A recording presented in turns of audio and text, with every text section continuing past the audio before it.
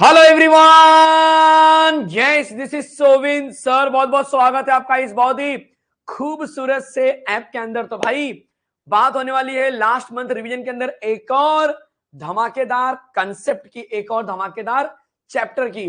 बहुत मजेदार चैप्टर है ये, मतलब बोलेंगे ना कि यार फिजिकल में एकदम पसंदीदा चैप्टर है सबका ये। तो 2 से 3 चैप्टर तो ऐसे हैं कि भाई बार बार पढ़ो मजा ही आ जाता है एकदम। यस, उसमें से केमिकल काइनेटिक्स एक वो चैप्टर है जिसको बार बार पढ़ने का मन करता है, बार बार कॉन्सेप्ट समझने का मन करता है। और ये एक ऐसा चैप्टर है जहां पर आप मार्क्स लूज करने के चांसेस बहुत कम होते हैं, क्योंकि इसमें सेलेक्टेड कुछ चीजें होती है जो बहुत मजेदार लगती हैं। यस, क्या बात है, क्या बात है। फटाफट पहले जुड़ जाओ यार। यस एवरीवन, एवरीवन, कल तो अंगार लगा दिया आपने। ओहो हो, कल तो भाई 2 चैप्टर हमने जो उड़ाए ना, सिर्फ उड़ाए नहीं बल्कि आराम से उड़ाए एकदम। सही बात है। तो एलएमआर सीरीज एकदम अपने बोलते ना कहर पर है। सक्सेस बैच का लेक्चर होगा, बिल्कुल होगा बच्चे, सौरभ बिल्कुल होने वाला यार। ठीक है, तो सारे बच्चों से रिक्वेस्ट है फटाफट पहले जुड़ जाओ। केमिकल काइनेटिक्स चैप्टर का नाम है और मजा आने वाला है एकदम। आपको फील आएगा कि सर क्या चैप्टर चल रहा है बढ़िया से। रेडी? एलएमआर सीरीज का अलग फोल्डर बना के दो। ओके बच्चे, चलो आपकी डिमांड भी पूरी कर लेते हैं। तो एलएमआर सीरीज का मैं एक फोल्डर बना देता हूं। ठीक है, तो हर एक बच्चे को उसके ग्रुप में आपको दिखाई देगा एलएमआर का एक फोल्डर, सेपरेट फोल्डर। ठीक है, चलिए लास्ट मंथ ये रिवीजन चल रहा है। इस रिवीजन के अंदर हम एक लेक्चर में एक चैप्टर कंप्लीट करने का टारगेट बना के चल रहे हैं, 1 शॉर्ट लेक्चर। और ये किसके लिए हो रहा है सर? विच सब्जेक्ट के लिए? तो केमिस्ट्री के लिए, नो डाउट केमिस्ट्री के लिए हो रहा है। ठीक है, एचएससी बोर्ड का सिलेबस है। आज कौन सा चैप्टर लेने वाला हूं? आज लेने वाला हूं केमिकल काइनेटिक्स। लेकिन उससे पहले शेड्यूल आपके सामने चमक रहा है। क्या बात है, ये शेड्यूल है जो आपके सामने दिखाई दे रहा है। 23 तारीख मतलब आज केमिकल काइनेटिक्स होने वाला है, केमिकल काइनेटिक्स। तो केमिकल काइनेटिक्स चैप्टर बच्चे आज हम खत्म कर देंगे। कल कोई लेक्चर नहीं है। कल 3 बजे टॉपर बैच का ऑफिशियल लेक्चर होगा जो मैं 10 से 11 लेता हूं। तो कल 3 बजे ऑफिशियल लेक्चर लेने वाला हूं टॉपर्स के लिए। अनाउंस कर रहा हूं, बता रहा हूं, फिर भी लोग भूल जाते हैं, गड़बड़ कर देंगे। ठीक है, तो यहां पर टॉपर बैच का लेक्चर आएगा 25 तारीख को, कोऑर्डिनेशन कंपाउंड। तो आप रेडी रहना। कल आपको एलएमआर सीरीज में रिलैक्स मिलने वाला है। तो जो बच्चे एलएमआर सीरीज देख रहे हैं उनको रिलैक्स है कल। ठीक है, आप पूरा जो बचा हुआ बैकलॉग है वो पूरा करो। 7 चैप्टर हमारे हो जाएंगे इसके बाद। 7 को रिवीजन करो एक बार फिर से।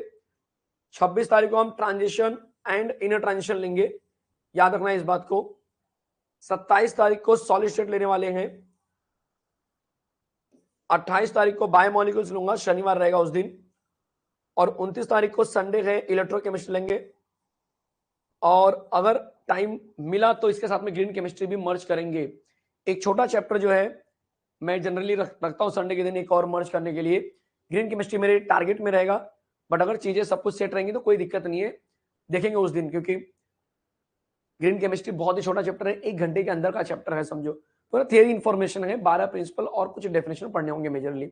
ठीक है, रेडी? ओके, क्या बात है सर। बोर्ड के बाद बैकलॉग का टाइम मिलेगा क्या? जी हाँ, बोर्ड के बाद बच्चे आपको टाइम ही टाइम होने वाला है। मॉर्निंग का स्लॉट पूरा आपके लिए बैकलॉग ही पूरा करना है, क्योंकि हमारे जो लेक्चर होंगे वो मोस्ट ऑफ आफ्टरनून से स्टार्ट होंगे, 3 बजे के बाद से ही स्टार्ट होंगे रात को 10 बजे तक, जिसमें हम एक प्रॉपर जो हमारा टॉपर बैच चल रहा हुआ आएगा और दूसरा एक क्रैश कोर्स रहेगा जिसको आप फ्री फॉर्म में बोलते ना कि उसको लेने वाले हो। ठीक है, क्लियर है?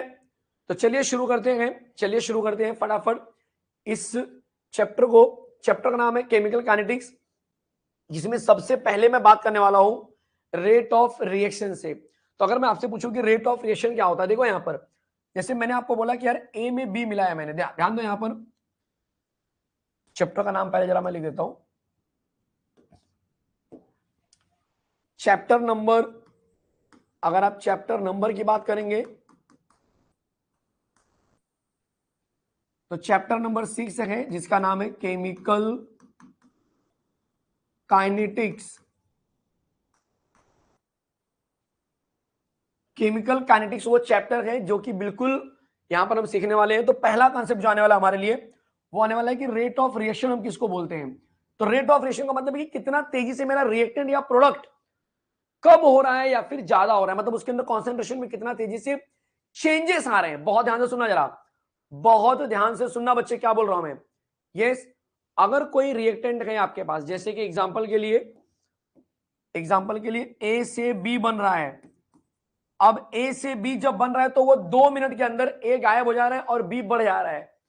तो हम बोलेंगे यार rate of change in concentration of reactant divide by time, मतलब कि समय के साथ कॉन्सेंट्रेशन जो रिएक्टेंट का है या प्रोडक्ट का है वो कैसे चेंज हो रहा है, उसी को बोलेंगे रेट ऑफ रिएक्शन। मतलब कि rate of reaction describes how rapidly the reactant and products are consumed और प्रोडक्ट्स आर फॉर्म्ड।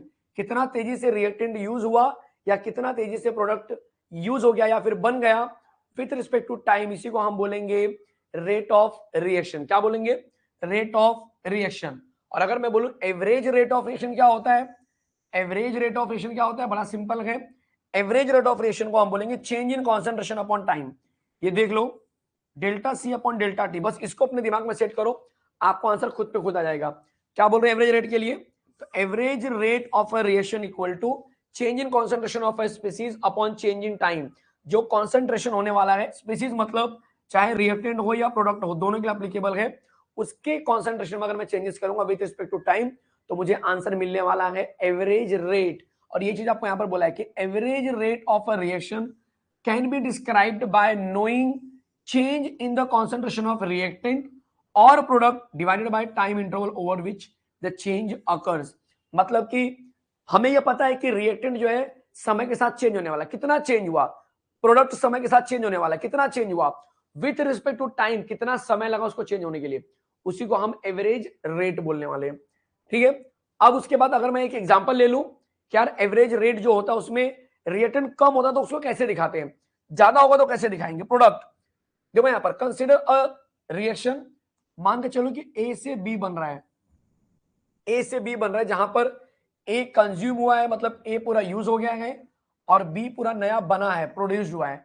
तो आप एवरेज रेट क्या बोलेंगे ए का? तो average rate of consumption of A, जो कंजम्पशन ऑफ ए है वो आपका minus delta A upon delta T. Delta A मतलब आपका change in concentration of A divided by delta T, मतलब जो टाइम आपने लिया है। सर माइनस क्यों लगाया? क्योंकि माइनस का मतलब है रिएक्टेंट समय के साथ कम कम कम कम कम कम कम होता जा रहा है। कोई दिक्कत, कोई डाउट कहीं पर भी, किसी को भी? अब यहां पर देखो जरा, average rate of formation of B, तो सर बी तो समय के साथ बढ़ेगा, बिल्कुल सही जवाब, इसीलिए बी का जो फॉर्मूला वही होगा। लेकिन rate of reaction, chemical kinetics हमको यही बोलता है कि दोनों का रेट जो होगा कहीं ना कहीं सेम होगा, जितने स्पीड से ये कम हो रहा है उतने स्पीड से ये बढ़ेगा, इसीलिए जो एवरेज रेट ऑफ रिएक्शन होगा वो आपका दोनों बराबर हो जाएगा। क्या ये बात समझ में आई? क्या ये बात समझ में आई? और यही चीज हम पढ़ने वाले इंस्टेंटेनियस रिएक्शन के अंदर, जो अगला टॉपिक होने वाला है मेरा, देख लो इंस्टेंटेनियस रिएक्शन जो अगला टॉपिक होने वाला। तो यहां पर आप ग्राफ के थ्रू बता सकते हो, इंस्टेंटेनियस रिएक्शन के अंदर आप ग्राफ ले सकते हो कि अगर मैंने ग्राफ ले लिया जहां पर मैं बोलने वाला हूं कि ये मेरा रेट ऑफ रिएक्शन है, ध्यान देना यहां पर ये रेट है जबकि ये मेरा रिएक्टेंट है, ये रेट है और ये मेरा रिएक्टेंट है। तो रेट और रिएक्टेंट जब वर्क करेंगे टुगेदर तो याद रखना कि समय के साथ रिएक्टेंट क्या होता है बच्चे, कम होता चला जाता है। मतलब कि जब समय 0 था तब रिएक्टेंट टॉप पर था, लेकिन जैसे जैसे जैसे जैसे समय बीता वैसे वैसे रिएक्टेंट एकदम कम होता चला गया। बोलो ये बात समझ में आई? तो ये ग्राफ किसका बन गया? रेट वर्सेस रिएक्टेंट का। लेकिन सर अगर प्रोडक्ट रहा तो, अगर प्रोडक्ट रहेगा, अगर प्रोडक्ट रहेगा, देखो जरा ध्यान से, अगर आपके पास प्रोडक्ट है तो प्रोडक्ट कुछ इस तरह से दिखाएगा, ये मेरे पास रेट है, यस, यहां पर मैंने ले लिया है प्रोडक्ट, यहां पर मैंने ले लिया है प्रोडक्ट, तो ये रिएक्टेंट और प्रोडक्ट की बात हो रही है, सॉरी प्रोडक्ट और रेट की बात हो रही है। तो प्रोडक्ट कैसे होगा? जैसे जैसे मेरा समय बीतेगा, जैसे जैसे मेरा जो रेट जो रहेगा, रेट ऑफ रिएक्शन, यहाँ पे टाइम लिखो, मेरे ख्याल से मैंने रेट लिख दिया है, यहाँ पे टाइम के साथ रिलेट करना पड़ेगा, यहाँ पर टाइम के साथ रिलेट करना है मुझे, ठीक है, क्योंकि टाइम के साथ मैं रिलेट करूंगा तो ही मुझे ग्राफ ऐसा मिलेगा। तो यहाँ पर आप टाइम को प्रेफरेंस देने वाले हो, ठीक है। चलो, समय के साथ रिएक्टेंट क्या होगा बच्चे? कम हो जाएगा। जब समय बहुत ज्यादा होगा तब रिएक्टेंट एकदम 0 के आसपास आ जाएगा। जब इसमें समय बहुत ज्यादा होगा तब मेरा रिएक्टेंट जो है, सॉरी प्रोडक्ट जो है वो काफी ज्यादा हो जाएगा। कुछ इस तरह से मेरा ग्राफ आएगा। बोलो ये बात समझ में आई? बोलो ये बात समझ में आई? कोई दिक्कत, कोई डाउट? यस, कोई कंफ्यूजन कहीं पर भी किसी को भी? चेक कर बच्चे पहले, क्या ये कंसेप्ट एकदम क्लियर है? क्या ये कंसेप्ट एकदम क्लियर है? क्या बोल रहा हूं मैं? रिएक्टेंट जो होगा समय के साथ कम होता चला जाएगा, प्रोडक्ट जो है समय के साथ बढ़ता चला जाएगा। ये ग्राफ आपको उसके बारे में बताना है। और यही अगर इंस्टेंटेनियस मैंने ले लिया किसी रिएक्शन के लिए, जैसे कि फॉर द रिएक्शन ए से बी बन रहा है, तो सेम डेल्टा वाला ही रूल अप्लाई करना है, बट यहां पर डेरिवेटिव की टर्म में बात करेंगे। तो rate of consumption of A for t for any time, तो क्या होगा? Minus D A upon D t. आप देख सकते हो minus D A upon D t, देख लो इस तरह से, minus D A upon D t. दिमाग चलाओ जरा, minus D A upon D t. और फिर उसके बाद अगर मैं rate of formation of B बोलूं तो ये बन जाएगा हमारे लिए plus d B upon D t. सही बात है, यहाँ पे डी टी लिख दो। कोई दिक्कत हो तो बोलना मुझे, यहाँ पे डी टी स्पेसिफाई कर दो। रुको जरा, यहाँ पे थोड़ा सा, ठीक है, ये डी टी रहेगा। कोई दिक्कत है किसी को भी कहीं पर भी? चेक करो, कोई कंफ्यूजन? यस, एक एक चीज समझ में आ रही है। लेकिन जो रेट ऑफ रिएक्शन होगा मेरा, वो क्या होगा? तो सर वो दोनों इक्वल होंगे। क्यों? क्योंकि रेट ऑफ रिएक्शन जो है रिएक्टेंट का प्रोडक्ट का इक्वल होता है। ये एकदम बेसिक चीज है, कोई इतना इतना ये नहीं है। ये वाला ग्राफ इतना इंपॉर्टेंट नहीं है, ग्राफ तो अभी आगे आएंगे जो बहुत सारे इंपॉर्टेंट है। चलो जरा देखो, अगर मैं आपको बोलूं कि मैं एक और कॉन्सेप्ट ले रहा हूं, सोचो जरा, शायद मैंने रखा भी है, मुझे देखने दो। ये यहाँ पे लिखा है मैंने, कंसीडर फॉर एग्जाम्पल मैंने a प्लस 3b से 2c बना रहा हूं। मुझे आप बताओ कि इसका rate of consumption for A क्या होगा? तो मैं क्या बोलूंगा? Rate of reaction for consumption of A.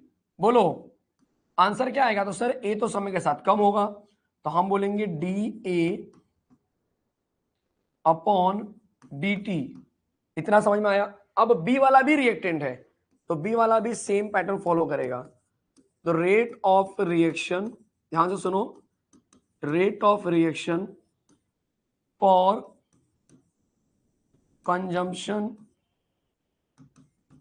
Of B equal to -1/3। ये जो 3 दिख रहा है ना, जो रेशियो को बैलेंस कर रहा है, वो 1/3 के अंदर आ जाएगा। ठीक है, d B upon D t. कोई डाउट? उसके बाद रेट ऑफ रिएक्शन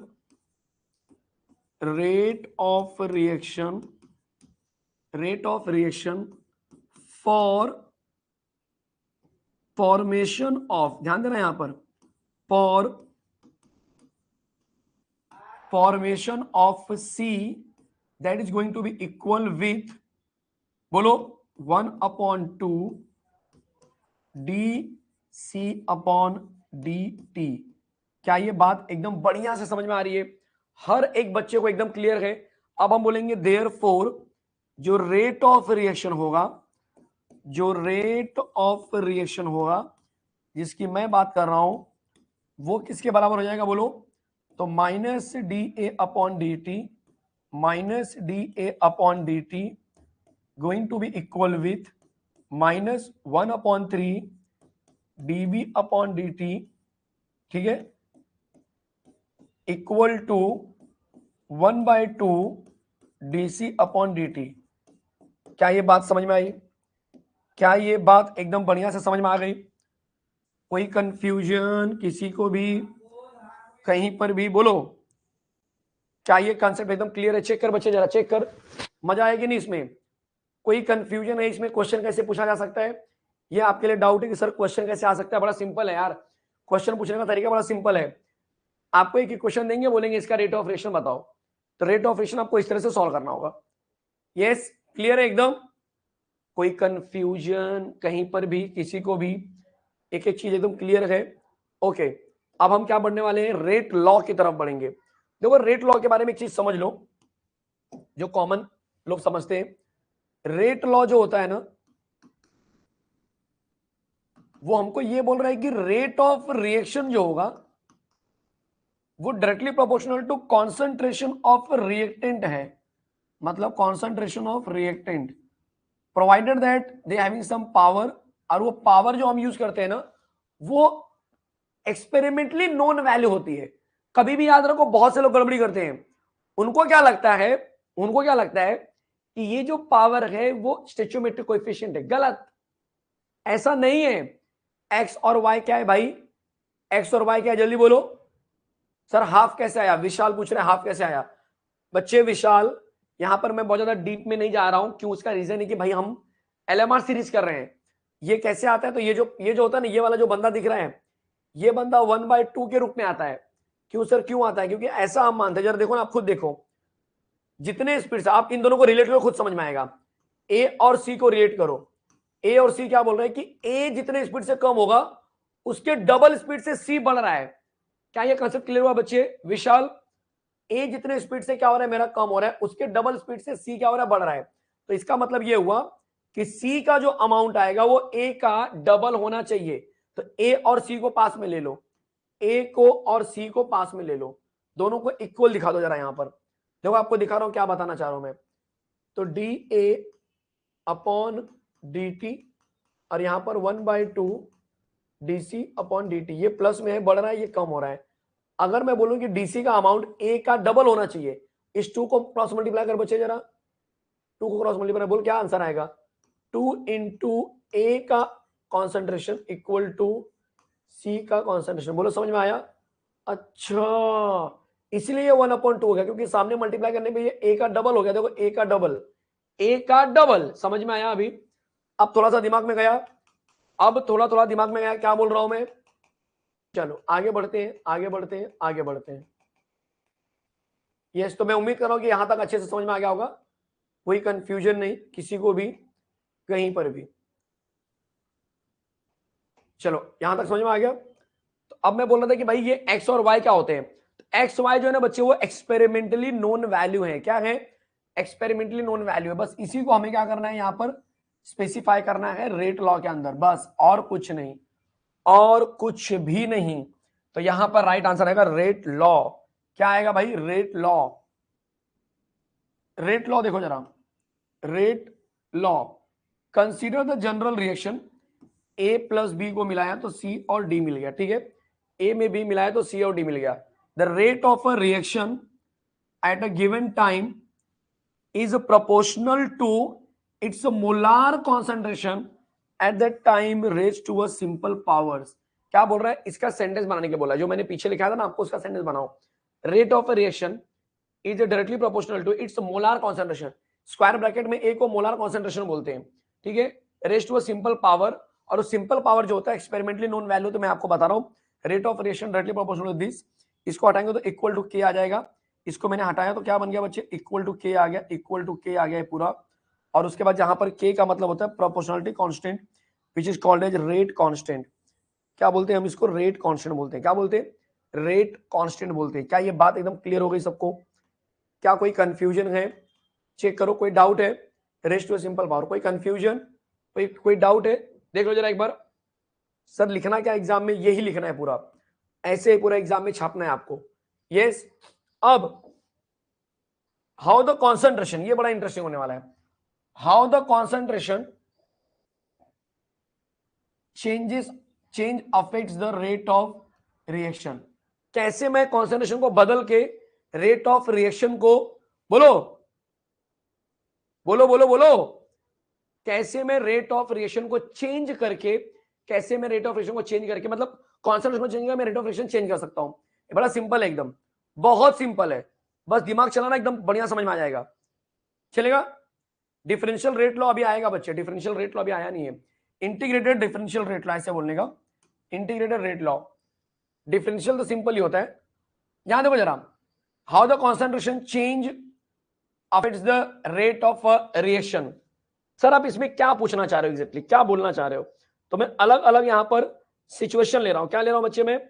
अलग अलग सिचुएशन ले रहा हूं। नंबर फर्स्ट केस ले रहा हूं कि अगर मैंने मान लिया x equal to 1 and y equal to 1। सोचो, पहले सोच लो, इक्वेशन किधर है सर? इक्वेशन इधर है। तेरा ध्यान किधर है? तेरा इक्वेशन इधर है। देख, रेट इक्वल टू के, ए का पावर एक्स, बी का पावर वाई। समझ में आया? समझ में आया? कोई डाउट? अब क्या करोगे? For x equal to 1, y equal to 1 ले लो। सर जब मैं x equal to 1, y equal to 1 लूंगा तो मुझे आंसर मिलेगा, जरा ध्यान देना, रेट इक्वल टू के, आप बोलेंगे सर ए का पावर 1 हो गया, बी का पावर 1 हो गया। कोई डाउट है? कोई कंफ्यूजन कहीं पर भी, किसी को भी? यस। तो अगर मैंने ए को समझो डबल किया, जस्ट एग्जांपल के लिए, ये मेरा इक्वेशन बना x equal to 1, y equal to 1 वाले केस में, और ऐसे केसेस में क्या मैं ये बोल सकता हूं कि इफ ए मेरा 2a हो जा रहा है, फॉर एग्जांपल ए मेरा 2a हो रहा है और एंड बी मेरा कांस्टेंट ही है। बी क्या है? मेरा कांस्टेंट है। बी क्या है भाई? मेरा कांस्टेंट है। ध्यान देना जरा। तो अगर बी मेरा कांस्टेंट है तो क्या मैं ये बोल सकता हूं एकदम अच्छे से, तो ऊपर पुटअप करने पे मुझे एक नया रेट मिलेगा जो कि हो जाएगा रेट 2 बोल दो चाहिए तो, और ये बन जाएगा के, ए की जगह पे आ जाएगा 2a, दिखाई दे रहा है? पावर नो डाउट 1 1 ही रहेगा, और ये बन जाएगा बी। तो आपको क्या समझ में आ रहा है कि सर पहला और दूसरा क्वेश्चन कॉपी करने में मुझे ये समझ में आ रहा है कि जो नया वाला रेट है, देखो यहां पर जो रेट 2 है, rate 2 becomes equal to 2 times of normal rate. क्या ये बात समझ में आई? क्या ये बात एकदम दिमाग की नसों में सेट हुआ? बोलो। इतना लिखना नहीं है, बट आपको क्या पता होना चाहिए कि यार इसका मतलब कि ए और बी के ऊपर ये डिपेंड होने वाला है, जो बिल्कुल डबल पोजीशन में रहेगा। डबल का मतलब क्या? कि अगर आपने ए को डबल किया तो रेट डबल हो जाएगा, बी को डबल किया तो आपका रेट डबल हो जाएगा, क्योंकि ये दोनों कॉन्सेंट्रेशन के ऊपर डिपेंड कर रहा है। समझ में आया? समझ में आया? कोई कंफ्यूजन कहीं पर भी, किसी को भी कोई डाउट है? पहला सिचुएशन क्या हर एक बच्चे को बहुत अच्छे से समझ में आ गया? कोई डाउट है? सर सिचुएशन नंबर 2 ले लो सर। तो सिचुएशन नंबर 2 में मैं बोलूंगा कि अगर मैंने x इक्वल टू 2 ले लिया और y इक्वल टू 1 ले लिया, ऐसा कुछ हमने लिया, बस सिचुएशन आपके मर्जी, आप कुछ भी ले सकते हैं। तो फिर इस केस में क्या होगा बोलो? इस केस में बन जाएगा रेट इक्वल टू के, a का पावर 2 और b का पावर 1 आ गया। सही बात है। अब इसमें हम वापस वही ऊपर वाला सिचुएशन ले रहे हैं कि अगर मैंने a को 2a ले लिया, दिमाग चलाना बच्चे, अगर मैंने a को 2a ले लिया, अगर मैंने a को क्या ले लिया? 2a ले लिया, एंड b को मैंने कांस्टेंट ही रखा हुआ है, b जो है मेरा कांस्टेंट ही रहेगा, समझो b मेरा कांस्टेंट ही रहेगा। तो क्या मैं ये बोल सकता हूं, क्या मैं ये बोल सकता हूं, क्या मैं ये बोल सकता हूं कि यार अगर मैं ऊपर पुटअप करूं तो मुझे कुछ नई चीज मिल सकती है? देखो क्या मिलेगा, एक नया रेट मिल सकता है। मतलब कि रेट 2 जो मुझे मिलेगा, रेट 2 इक्वल टू के मिलेगा, यहां पर मिल जाएगा 2a, और इस पूरे का पावर जो है बाय डिफॉल्ट आपको ही पता है पूरे का पावर कितना आएगा, पूरे का पावर 2 आ गया, क्योंकि यहाँ पर 2 दिया हुआ है, और b में कोई चेंजेस मत करो, b वैसे का वैसे ही है। सॉल्व किया तो क्या मिल गया? के, ये 2 2 जब 4 आ गया, बाकी सारी चीजें वैसी की वैसी ही रहेंगी, कोई दिक्कत नहीं, कोई कंफ्यूजन नहीं। अब इससे हमको एक चीज और समझ में आ गई, इससे हमको एक चीज और समझ में आ गई। क्या वो चीज समझ में आ रही है? एक चीज हमको ये समझ में आई कि भाई इस केस में जो नया वाला रेट रहेगा, मतलब जो रेट 2 है वो 4 गुना हो गया पुराने रेट के। ऐसा क्यों सर? मतलब कि ये इस पावर की वजह से चेंज हो गया, ये जो पावर आपने लिया था ना यहां पर, इसकी वजह से चेंज हुआ। बोलो समझ में आया? सीटी में क्वेश्चन बनेंगे इस पे 101% बनते हैं, ठीक है? बोलो यहां पे कोई डाउट है, कोई कंफ्यूजन कहीं पर भी, किसी को भी? चेक करो पहले ये कैसे हो रहा है। यस बोलो कैसे हो रहा है? समझ में आ रहा है सबको? कैसे हो रहा है सबको समझ में आ रहा है? 4 गुना बढ़ गया भाई, 4 गुना। यस कोई दिक्कत नहीं सर? और अगर मैंने बोल दिया कि एक काम करते हैं, चलो एक काम करते हैं, काम बड़ा आसान करते हैं। अगर मैंने बोला कि भाई मैंने फॉर x इक्वल टू 0, मतलब आप कंसिडर करो कि x और y दोनों 0 ही हो गए, समझो ठीक है, दोनों जीरो ले लो, तो आपका रेट क्या बन जाएगा, आप बोलेंगे रेट इक्वल टू के, ए का पावर 0, वाई का पावर 0, 0 मतलब 1 हो गया। तो ये रेट जो होगा वो सीधा सीधा के ऊपर डिपेंड करेगा, और ये इनडिपेंडेंट टू कॉन्सेंट्रेशन रहेगा, मतलब यहां पर रेट में कभी कोई चेंजेस होगा ही नहीं। तो आप लिख सकते हो कि ये independent to concentration of A and B, independent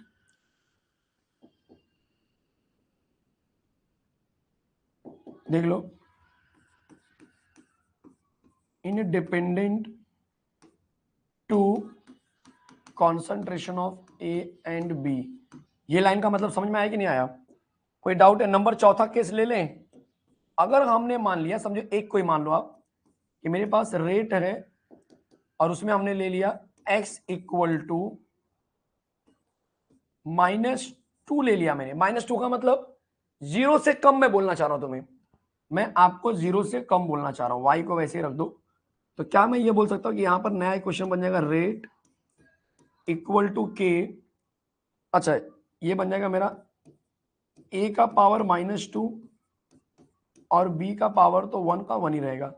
अब इसमें हमने ले लिया if my a becomes 2a, ध्यान देना बच्चे, ये चीज समझना है आपको, अगर मेरा a 2a बन गया and b remain constant, b को मैंने कांस्टेंट ही रखा हुआ है, जैसा है वैसा ही, जैसा है वैसा ही, तब क्या करेंगे सर? कुछ नहीं करना यार, कुछ नहीं करना, इधर देखो, इधर देखो, क्या करेंगे सर? इधर देखना बच्ची तुम। तो क्या मैं ऐसे बोल सकता हूं कि रेट इक्वल टू के, ए का पावर -2 है, यस सर। तो ए की जगह पे क्या ले लिया मैंने?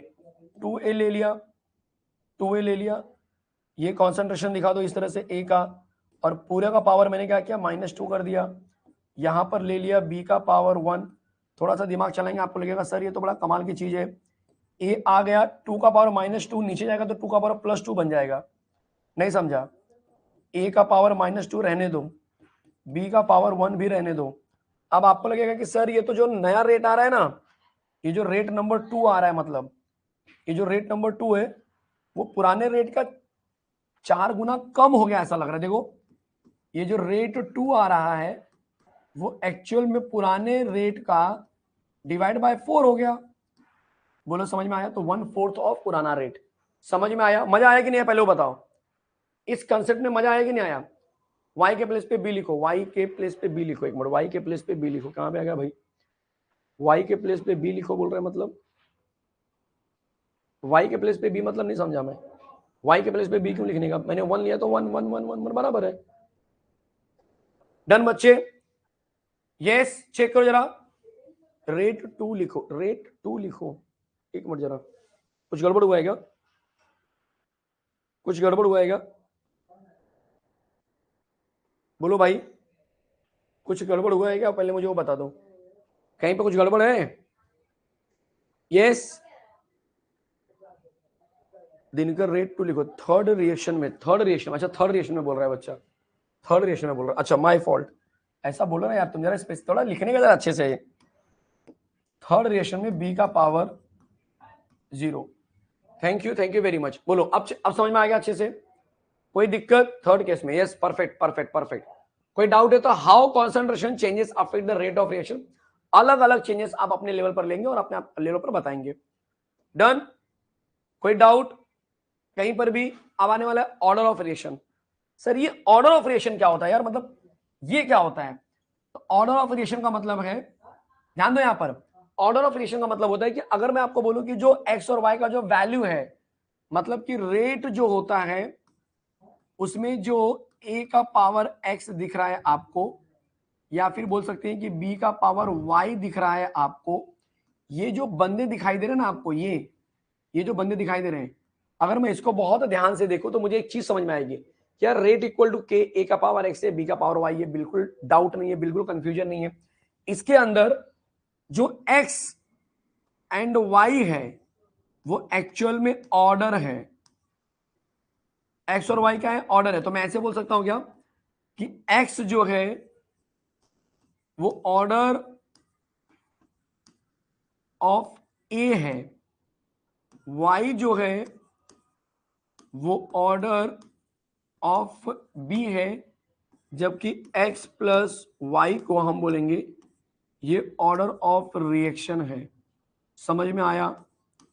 ये पूरा ऑर्डर ऑफ रिएक्शन है। क्या ये चीज एकदम दिमाग में सेट हो गई? बस इसी चीज को आपको क्या करना है, आगे स्पेसिफाई करना है। यहां पर देख लो क्या लिखा हुआ है, बहुत प्यारा सा इंफॉर्मेशन, कोई कंफ्यूजन नहीं, आराम से आप समझ जाएंगे। ऑर्डर ऑफ रिएक्शन के लिए बोलेंगे दस the overall order of the chemical reaction is given as the sum of powers of the concentration terms in the rate of law expression। मतलब जो ओवरऑल ऑर्डर होगा किसी भी केमिकल रिएक्शन का, वो sum of power of the concentration, जो concentration के ऊपर जो सर के ऊपर पावर होता है, बस उसी को ऐड कर दो, वही तुम्हारा आंसर है। मतलब H2 प्लस I2 में अगर 2HI बन रहा है और मैंने आपको बोला कि मेरा रेट कुछ इस तरह से आ रहा है, तो और मैंने आपको बोला कि चलो बताओ इसका रेट ऑफ रिएक्शन कितना होगा, तो आप इसको देखो, पावर 1 प्लस 1 2, मतलब ये होने वाला है सेकेंड ऑर्डर रिएक्शन। लेकिन उसमें भी एक चीज ध्यान देना है कि फर्स्ट ऑर्डर H2 के लिए, फर्स्ट ऑर्डर I2 के लिए, लेकिन दोनों मिला के सेकेंड ऑर्डर पूरा रिएक्शन के लिए। समझ में आया? समझ में आया सबको? ये चीज एकदम बढ़िया से समझ में आ गई? कोई कंफ्यूजन? जैसे कि ये ले लो, इसका ऑर्डर ऑफ रिएक्शन क्या होगा, बोलो। इसका ऑर्डर ऑफ रिएक्शन क्या होगा? तो CH3 CHO से मिलाया, यहाँ पर रेट इक्वल टू कुछ ऐसा लिखा हुआ है। आप बोलेंगे सर इसका ऑर्डर ऑफ रिएक्शन जो होगा, देखो इसका जो ऑर्डर ऑफ रिएक्शन होगा, ऑर्डर ऑफ रिएक्शन जो दिख रहा है वही आंसर हो जाएगा। 3/2 इज द आंसर। समझ में आया? कोई डाउट कहीं पर भी? अब आने वाला एलिमेंट्री रिएक्शन। एलिमेंट्री रिएक्शन का मतलब एलिमेंटल फॉर्म में जो रहेगा, मतलब कि जो एक ही स्टेप्स में होता रहेगा रिएक्शन, उसको हम और छोटा कर ही नहीं सकते। C+O2 CO2 इससे छोटा हो ही नहीं सकता, इससे छोटा हो ही नहीं सकता, खत्म। समझ में आया? कोई डाउट कहीं पर भी किसी को भी? दूसरे वाले में रेट 2 लिखो, ऐसा बच्चा बोल रहा है। दूसरे वाले में रेट 2 नहीं लिखा क्या मैंने? एक मिनट भाई जरा देख लो, लिखा तो है बच्चे दूसरे वाले में रेट 2, यहां पर बोल रहे हैं। अच्छा थैंक यू बच्चे, दिनकर ऐसे स्पेसिफाई करते हो तो समझ में आ जाता है कि भाई क्या बोल रहे हैं आप। Rate 2 rate 2 rate 2 rate 2, perfect है। चलो एलिमेंट्री रिएक्शन, ऐसा रिएक्शन जो एक ही स्टेप में हो जाए, टेंशन ही नहीं, टेंशन ही नहीं, एक ही स्टेप में हो जाए, कोई छोटा भी नहीं। जैसे O3 है, O2 plus O, C2H5 I तोड़ दिया, C2H4 प्लस HI बन गया। मतलब कि these reactions occur in a single steps and cannot be broken down further into simpler reaction। अगर कोई ऐसा रिएक्शन आपके पास है जो एक ही स्टेप में होता है, उसको हम और छोटा कर भी नहीं सकते, कर भी नहीं सकते इसको और छोटा, तो बस यही समझना अपना। ठीक है, चलेगा? मुझे चैप्टर ऐसे समझता है, बट क्वेश्चन करता हूं तब नहीं आता है, और मैंने प्रैक्टिस भी की बट गेट। अरे बच्चे आयुष, ये चैप्टर तो कितना इजी है यार, चैप्टर। अच्छा जनरल आप बोल रहे हो, जनरल बोल रहे हो बच्चे, तो आप किस चीज की बात कर रहे हो? बोर्ड की बात कर रहे हो कि एंट्रेंस की बात कर रहे हो? दीज आर एलिमेंट्री रिएक्शन, इसको हम एलिमेंट्री रिएक्शन बोलते हैं। कोई कंफ्यूजन कहीं पर भी किसी को भी? यस बोलो, सही है, यस, कोई दिक्कत? चेक कर बच्चे, एलिमेंट्री रिएक्शन सिंपल, एकदम स्ट्रेट फॉरवर्ड। अब अगर एलिमेंट्री आ गया तो मॉलिक्यूलरिटी अपने आप आ जाएगा, क्योंकि मॉलिक्यूलरिटी में हमको सिर्फ रिएक्टेंट का मॉलिक्यूल देखना है, रिएक्टेंट के पहले कितना नंबर यूज हुआ है बस वही देखना है, बस और कुछ नहीं, बस इतना ही थ्योरी लिखना है। यस बच्चे, समझ में आया? जो दिख रहा है वही आपको बोलना है। तो मॉलिक्यूलरिटी ऑफ द रिएक्शन की अगर मैं बात करूं, मॉलिक्यूलरिटी ऑफ द रिएक्शन की बात करूं, तो आप बोलेंगे मॉलिक्यूलरिटी जो होती है refers to the how many reactant molecules, ये ध्यान देना, are involved in the reaction, and in the above reactions there is only one reactant molecule। above का मतलब आप ये ले लो एग्जांपल में, ठीक है? जैसे इसके पहले ले लो, इसके पहले वाला कौन सा था भाई? इसके पहले देखो इसमें कितना है भाई, इसके अंदर एक, इसमें कितना है एक, तो ये क्या बोलेंगे? यूनिमोलिकुलरिटी बोलेंगे। क्या बोलेंगे? यूनिमोलिकुलरिटी। आप बोलेंगे सर अगर दो रहा तो दो रहा तो बायोमोलिकुलरिटी, कोई दिक्कत नहीं है, ठीक है? These are unimolecular reaction.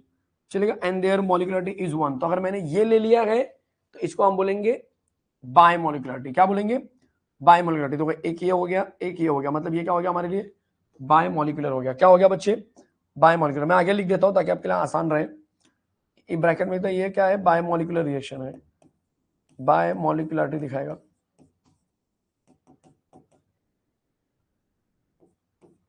इसके लिए क्या होगा? इसके लिए भी बायमॉलिक्युलरिटी। क्यों? क्योंकि NO2 के पहले 2 लग गया है। 2 का मतलब ये कि ये एक तरह से 2 रिएक्टेंट यूज हो रहा है, तो ये भी कहीं ना कहीं बायमॉलिक्युलरिटी दिखाएगा। क्या ये कंसेप्ट एकदम क्लियर है? क्या ये कंसेप्ट एकदम क्लियर है? बोलो, हर एक चीज एकदम बढ़िया से समझ में आ गई? बोलो बोलो, कोई डाउट है? टॉपर्स बैच को एकलव्य की जरूरत नहीं पड़ेगी बच्चे। टॉपर्स बैच एकलव्य नहीं देखेंगे तो भी चलेगा, क्योंकि उससे कहीं ज्यादा आपको यहाँ पर कवर किया जाएगा। ठीक है। The elementary reaction involving 2 reactants molecule are bimolecular reaction and their molecularity is 2, जिसकी मैंने बात की थी। एलिमेंट्री अगर आपको इन्वॉल्व किया जा रहा है जिसमें 2 रिएक्टेंट मॉलिक्यूल होंगे, तब समझ लेना are bimolecular reaction and मॉलिक्युलरिटी is 2, तब उसकी मॉलिक्युलरिटी 2 मानी जाएगी। कोई डाउट है कहीं पर भी? किसी को भी एकदम क्लियर हो रहा है सब कुछ? वेल प्रिपेयर्ड समझ में आ रहा है सर? कोई कंफ्यूजन नहीं। रेट डिटरमाइनिंग स्टेप मान के चलो, अरे मान के चलो यार, क्लास में लेक्चर ले रहा हूं और मैंने बोला बोर्ड से कॉपी करो, अब सब कॉपी कर रहे हैं, कोई एक बंदा XYZ है जो बहुत स्लो कॉपी कर रहा है। तो जैसे मैंने बोला क्या मैं इस स्लाइड को चेंज कर दूं, लोगों ने बोला नहीं सर, चलो मैंने रुक गया। फिर मैंने बोला क्या मैं इस स्लाइड को चेंज कर दूं, सबने बोला यस सर, लेकिन पीछे एक बच्चा बोल रहा है नहीं सर मेरा लिखकर नहीं हुआ है। तब मैंने क्या किया, कुछ टाइम के बाद मैंने स्लाइड चेंज किया। ठीक है, तब मैंने क्या किया बच्चे, कुछ टाइम के बाद मैंने स्लाइड चेंज कर दिया। अगला स्लाइड आया, मैंने एक अंदाजा लगा लिया कि इस टाइम तक सबका हो जाएगा। 5 मिनट के बाद मैंने पूछा स्लाइड चेंज कर दूं, सबने बोला यस सर, लेकिन उस बच्चे ने वापस बोला नो सर। तो अब मेरे दिमाग में एक आइडिया आ गया कि यार इसका मतलब ये हुआ कि मैं सब पूरी क्लास से क्यों पूछ रहा हूं, मैं सिर्फ उस बच्चे से पूछता हूं। उस बच्चे से पूछूंगा, अगर उसने यस सर बोल दिया कि हाँ सर चेंज करो, तब इसका मतलब है कि पूरी क्लास लिख चुकी रहेगी। मतलब पूरी क्लास का जो स्पीड है लिखने का वो उस बच्चे से ज्यादा ही है। तो वो बच्चे को अगर मैंने टारगेट कर लिया कि उस बच्चे का अगर लिखकर हो गया है, तब ये समझ लेना कि पूरी क्लास का भी लिखकर हो गया होगा। मतलब पूरी क्लास के स्पीड को वो बच्चा कंट्रोल कर रहा है। तो आपको यही चीज समझनी है कि अगर आप कोई चीज लिख रहे हो तो आपकी स्पीड कितनी है उसके हिसाब से आप बता रहे हो। वैसे ही रेट ऑफ रिएक्शन में अगर कोई स्टेप्स है आपका बहुत फास्ट हो रहा है, कोई स्लो है, तो जो स्लो वाला स्टेप होता है, जो स्लो वाला स्टेप होता है वही पूरे रिएक्शन को क्या करता है बच्चे, कंट्रोल करता है। और उसी के ऊपर सारे लोग क्या होते हैं, डिपेंड होते हैं। तो रेट डिटरमाइनिंग स्टेप बोला है। रेट हम किसकी मदद से निकालेंगे? तो रेट हम उसकी मदद से निकालते हैं जो बहुत ही स्लो होता है। आप बोलेंगे a number of chemical reaction are complex, बहुत सारे रिएक्शन अलग अलग कॉम्प्लेक्स होते हैं, and they takes place in a number of series, they takes place as a series of elementary steps. One of, देख लो, one of these steps is slower than the other. एक step जो है दूसरे वाले से कम फास्ट होगा या स्लो होगा। जो उन सब में सबसे स्लोवेस्ट होगा, सुपरलेटिव डिग्री स्लोवेस्ट होगा, सबसे कम, is the rate determining step. उसी को हम रेट डिटरमाइनिंग स्टेप बोलेंगे। स्लोवेस्ट स्टेप जो होता है वो पूरे रिएक्शन का, it shows the overall reaction. वो क्या दिखाएगा, step determination determines the rate of overall reaction. Check कर बच्चे। यस, कोई डाउट, कोई कंफ्यूजन? चेक करो, फटाफट चेक करो, एकदम मजा आना चाहिए आपको। The slowest step determines the rate of overall reaction. ये ओवरऑल रिएक्शन क्या करता है बच्चा आपको बताता है। जल्दी बोल बच्चे, एकदम धमाल होना चाहिए। सही में आ रहा है कि नहीं आ रहा है? बंटी का साबुन स्लो है सर, मतलब बंटी क्या है? बंटी क्या, जल्दी बोलो। यस, बंटी क्या है? बंटी का साबुन स्लो है, मतलब बंटी रेट डिटरमाइनिंग स्टेप वाला बंदा है। सही बात है? यस और नो? यस, कोई दिक्कत, कोई डाउट कहीं पर भी, किसी को भी एक एक चीज बढ़िया समझ में आ गया एकदम? तो रेट डिटरमाइनिंग का एग्जांपल जरा देख लो। एग्जांपल अगर आपको बोला गया तो आपको ये याद करके लेना पड़ेगा, ये याद करके लेना पड़ेगा। Rate determining step RDS। मान के चलो कि 2NO2Cl है तोड़ेंगे तो 2NO2 प्लस Cl2 बन जाता है। Reaction takes place in 2 step. The reaction takes place in 2 steps, 2 step में रिएक्शन होता है। पहला बोला जा रहा है कि NO2Cl, ये जो ऊपर वाला रिएक्शन है उसको 2 स्टेप में किया है। पहला NO2Cl को तोड़ दिया तो NO2 और Cl बन गया, जो कि काफी स्लो होता है। और दूसरे में NO2Cl लेता हूं, उसमें Cl मिलाता हूं, तब NO2 और Cl2 बन जाता है। ये फास्ट हो रहा है। तो अगर आप बोलेंगे कि इसमें से रेट डिटरमाइनिंग कौन सा है, तो हम बोलेंगे ये जो बंदा दिख रहा है स्लो वाला, ये रेट डिटरमाइनिंग स्टेप होने वाला है। Step number 1 is considered as rate determining step. और अगर इसी के ऊपर क्वेश्चन आ गया रिएक्शन इंटरमीडिएट किसको बोलते हैं, तो वो चीज जो पहले स्टेप में मिलती है और दूसरे स्टेप में, दिख रहा है यहां पर, पहले स्टेप में उसको आपने प्रोड्यूस किया और दूसरे स्टेप में आपने उसको यूज किया, लेकिन टोटल रिएक्शन में कहीं दिखेगा नहीं, उसको हम बोलेंगे रेट इंटरमीडिएट बोलेंगे। रिएक्शन इंटरमीडिएट क्या बोलेंगे? रिएक्शन इंटरमीडिएट बोलेंगे। क्या बोलेंगे? रिएक्शन इंटरमीडिएट, जो आपको आगे दिया हुआ है। देखो जरा, ये तो आपको सिंपल रेट डिटरमाइनिंग स्टेप बता रहा है कि यहां पर फर्स्ट स्टेप जो है being slower than the second step, इसीलिए पहले स्टेप को रेट डिटरमाइनिंग स्टेप बोला, जो मैंने आपको पीछे बताया। अब रिएक्शन इंटरमीडिएट की बात करेंगे तो रिएक्शन इंटरमीडिएट यही होता है। देखो जरा, रिएक्शन इंटरमीडिएट जो है, इन द अबव रिएक्शन जो पीछे हमने देखा था, Cl is formed in the first step and consumed in the second step, and such a species represents the reaction intermediate। चलेगा? कोई डाउट है? और कॉन्सेंट्रेशन ऑफ रिएक्शन इंटरमीडिएट जो होते हैं बच्चे, वो आपको टोटल रिएक्शन में नहीं दिखते हैं, तो वो डिसअपियर रहते हैं। They do not appear only. The concentration of reaction intermediate does not appear in the rate law. वो अपीयर ही नहीं होते, दिखते ही नहीं है। आया समझ में? आपने भी देखा होगा, जैसे कि इन दोनों को अगर मैं ऐड करूंगा, अगर मैं इन दोनों को ऐड कर दूं तो ये Cl कटेगा। देखो यही तो मेरा इंटरमीडिएट है, कट के फिर ये बन जाएगा। जहां पर नीचे आंसर में कहीं पर भी Cl नहीं दिखाई देगा आपको, नॉर्मल Cl दिखाई नहीं देगा। इस बात का ध्यान देना। क्या ये बात समझ में आ रही है? यस यस, कोई कंफ्यूजन कहीं पर भी? किसी को भी चेक कर बच्चे, पहले बढ़िया तरीके से समझ में आया कि नहीं आया, बोलो। अब क्या आने वाला है सर? अब एक छोटा सा डिस्टिंग्विश है, आपने भी पढ़ा होगा, ऑर्डर और मॉलिक्युलरिटी का डिस्टिंग्विश होता है, प्यारा सा, ठीक है? तो वो डिस्टिंग्विश कर लेते हैं पहले। इसके चांसेस बहुत ज्यादा होंगे आने के, इसको घर से करके जाइए अच्छे तरीके से, इंपॉर्टेंट हो सकता है ये, ठीक है? क्या बोल रहे हैं sir? Distinguish between order and molecularity of reaction. तो पहला, अगर मुझे बोला गया कि भाई एग्जैक्टली चलो बताओ कि ऑर्डर क्या होता है, तो ऑर्डर में जो हमको एक्स और वाई मिलता है, यहां पे मैं लिख देता हूं, ये ऑर्डर है। ऑर्डर ऑर्डर, यहां देखो जरा, ये ऑर्डर है और ये मॉलिक्युलरिटी है, ठीक है? दिमाग चलाना, सब समझ में आ जाएगा, बस अब दिमाग चलाओ। तो अगर मैं बोलूं कि ऑर्डर की बात कर रहा हूं, तो ऑर्डर जो होता है वो एक एक्सपेरिमेंटली नोन वैल्यू होती है, डिटरमाइंड प्रॉपर्टी होती है, एक्सपेरिमेंटली मिलता है। जबकि मॉलिक्युलरिटी हम बोलते हैं 2 मोल 3 मोल 5 मोल, थियोरेटिकल है, ठीक है? ऑर्डर कहां से निकलता है? एक्स और वाई के सम से निकलता है। तो जो टोटल ऑर्डर रहेगा आपका किसी भी रिएक्शन का, it is the sum of powers of the concentration terms of reactant those appear in the rate equation. Rate equation में जो आपको एक्स और वाई का जो समेशन होता है, वही आपको ऑर्डर का काम करेगा।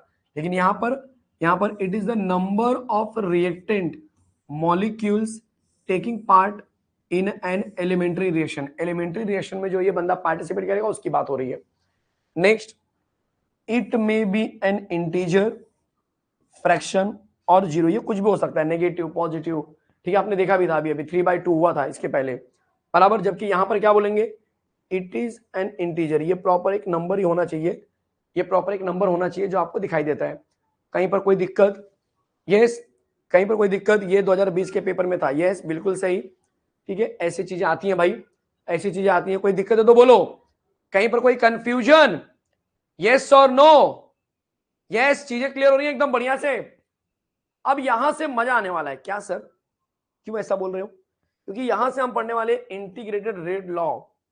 यहां से मैं शुरू करने वाला हूं इंटीग्रेटेड रेट लॉ। रेडियो जब एकदम धमाका करने के लिए, एकदम कहर मचाने के लिए, बड़ा इंटरेस्टिंग कंसेप्ट आने वाला है। यस, रेडी है सब लोग? Are you ready?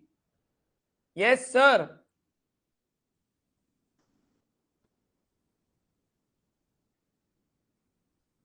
Integrated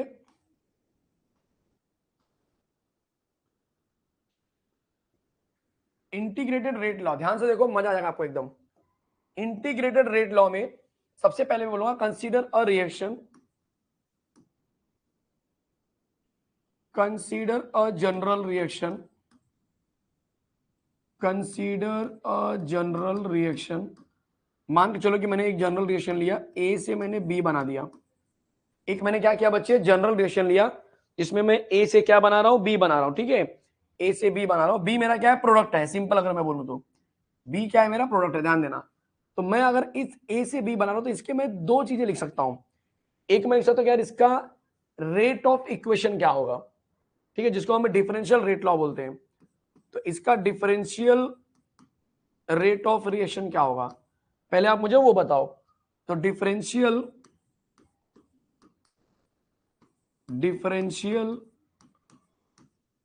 rate law is, differential का मतलब डेरिवेटिव वाला, डिफरेंशियल मतलब डेरिवेटिव वाला, और रेट लॉ मतलब के एक्स वाला. तो डिफरेंशियल रेट लॉ चाहिए. तो अगर कहीं पर आ गया डिफरेंशियल रेट लॉ, कंफ्यूज मत होना. ये आपको बोल रहा है कि rate equal to minus D A upon D t करो, लेकिन ये किसके बराबर है, तो ये by default k into A के बराबर है.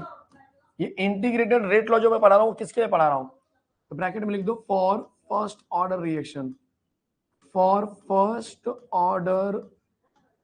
इस बात का ध्यान देना, ये फर्स्ट ऑर्डर के लिए. तो आप कंफ्यूज कि अरे सर ये क्या है, ये फर्स्ट ऑर्डर कैसे पता चल रहा है आपको, तो ये ऑलरेडी लिखा रहेगा आपको.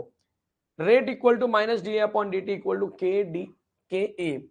अब अगर मैं आपको बोलूं कि भाई ये दोनों इक्वल, इनको साइड में ले लो, इनको जरा साइड में ले लो. Minus D A upon D T equal to K A, ये मेरा इक्वेशन बन गया. अब मुझे इंटरेस्ट है कि भाई कॉन्सेंट्रेशन को एक साइड में ले लो, बाकी लोग एक साइड में ले लो. तो क्या हो जाएगा बोलो जरा. यस. तो क्या मैं ऐसे बोल सकता हूं, माइनस को अगर मैंने वहां भेजा तो मेरा क्या बन जाएगा. बहुत से लोग कंफ्यूज है, सर ये माइनस अगर यहां से आ जाएगा तो प्लस बन जाएगा. कितने लोग को ये बोल लग रहा है कि यार माइनस प्लस बन जाएगा. किसी को ऐसा लग रहा है कि माइनस यहां जाएगा तो प्लस बन जाएगा. अगर किसी को ऐसा लग रहा है तो भाई उसके मैथ्स की चेकिंग चलनी चाहिए. उसके मैथ्स में मतलब थोड़े से डाउटफुल लग रहे हैं मेरे को.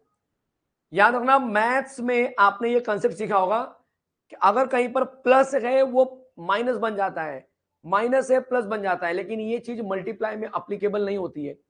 ये मल्टीप्लाई में अप्लीकेबल नहीं होती है. याद आया.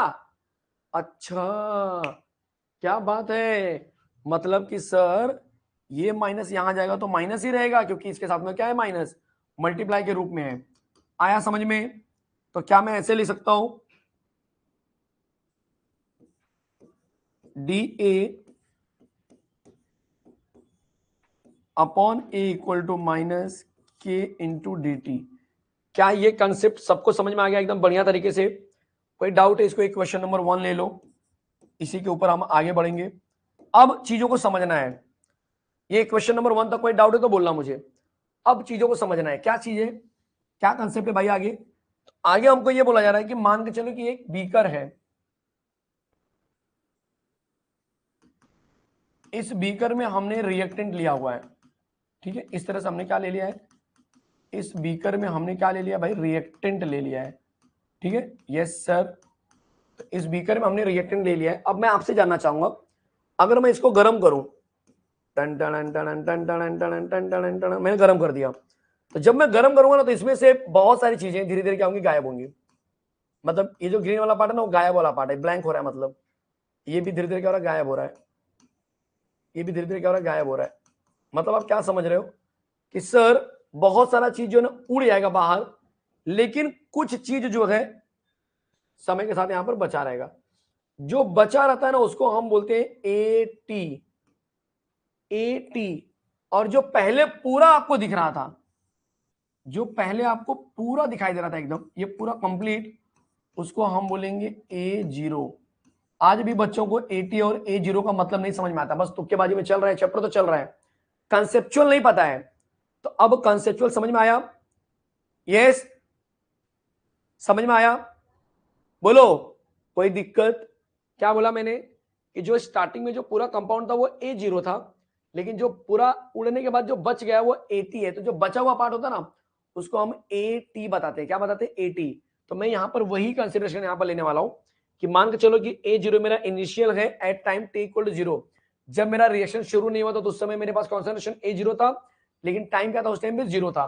तो मैं यही आगे कंटिन्यू करने वाला हूं। आगे देखो जरा, देख बच्चे यहां पर, let A0 be the initial concentration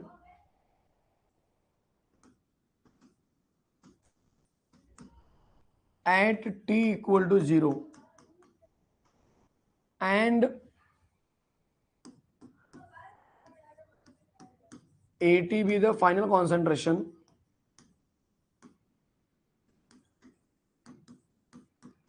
at t = t। जब t मेरा t के बराबर होता है, मतलब कुछ समय मिल जाता है मुझे, तब मैं क्या बोलूंगा कि ये इसके बराबर हो जाता है। कोई दिक्कत है?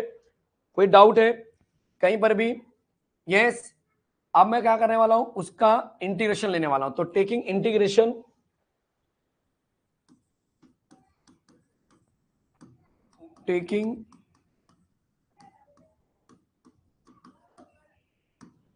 इंटीग्रेशन ऑफ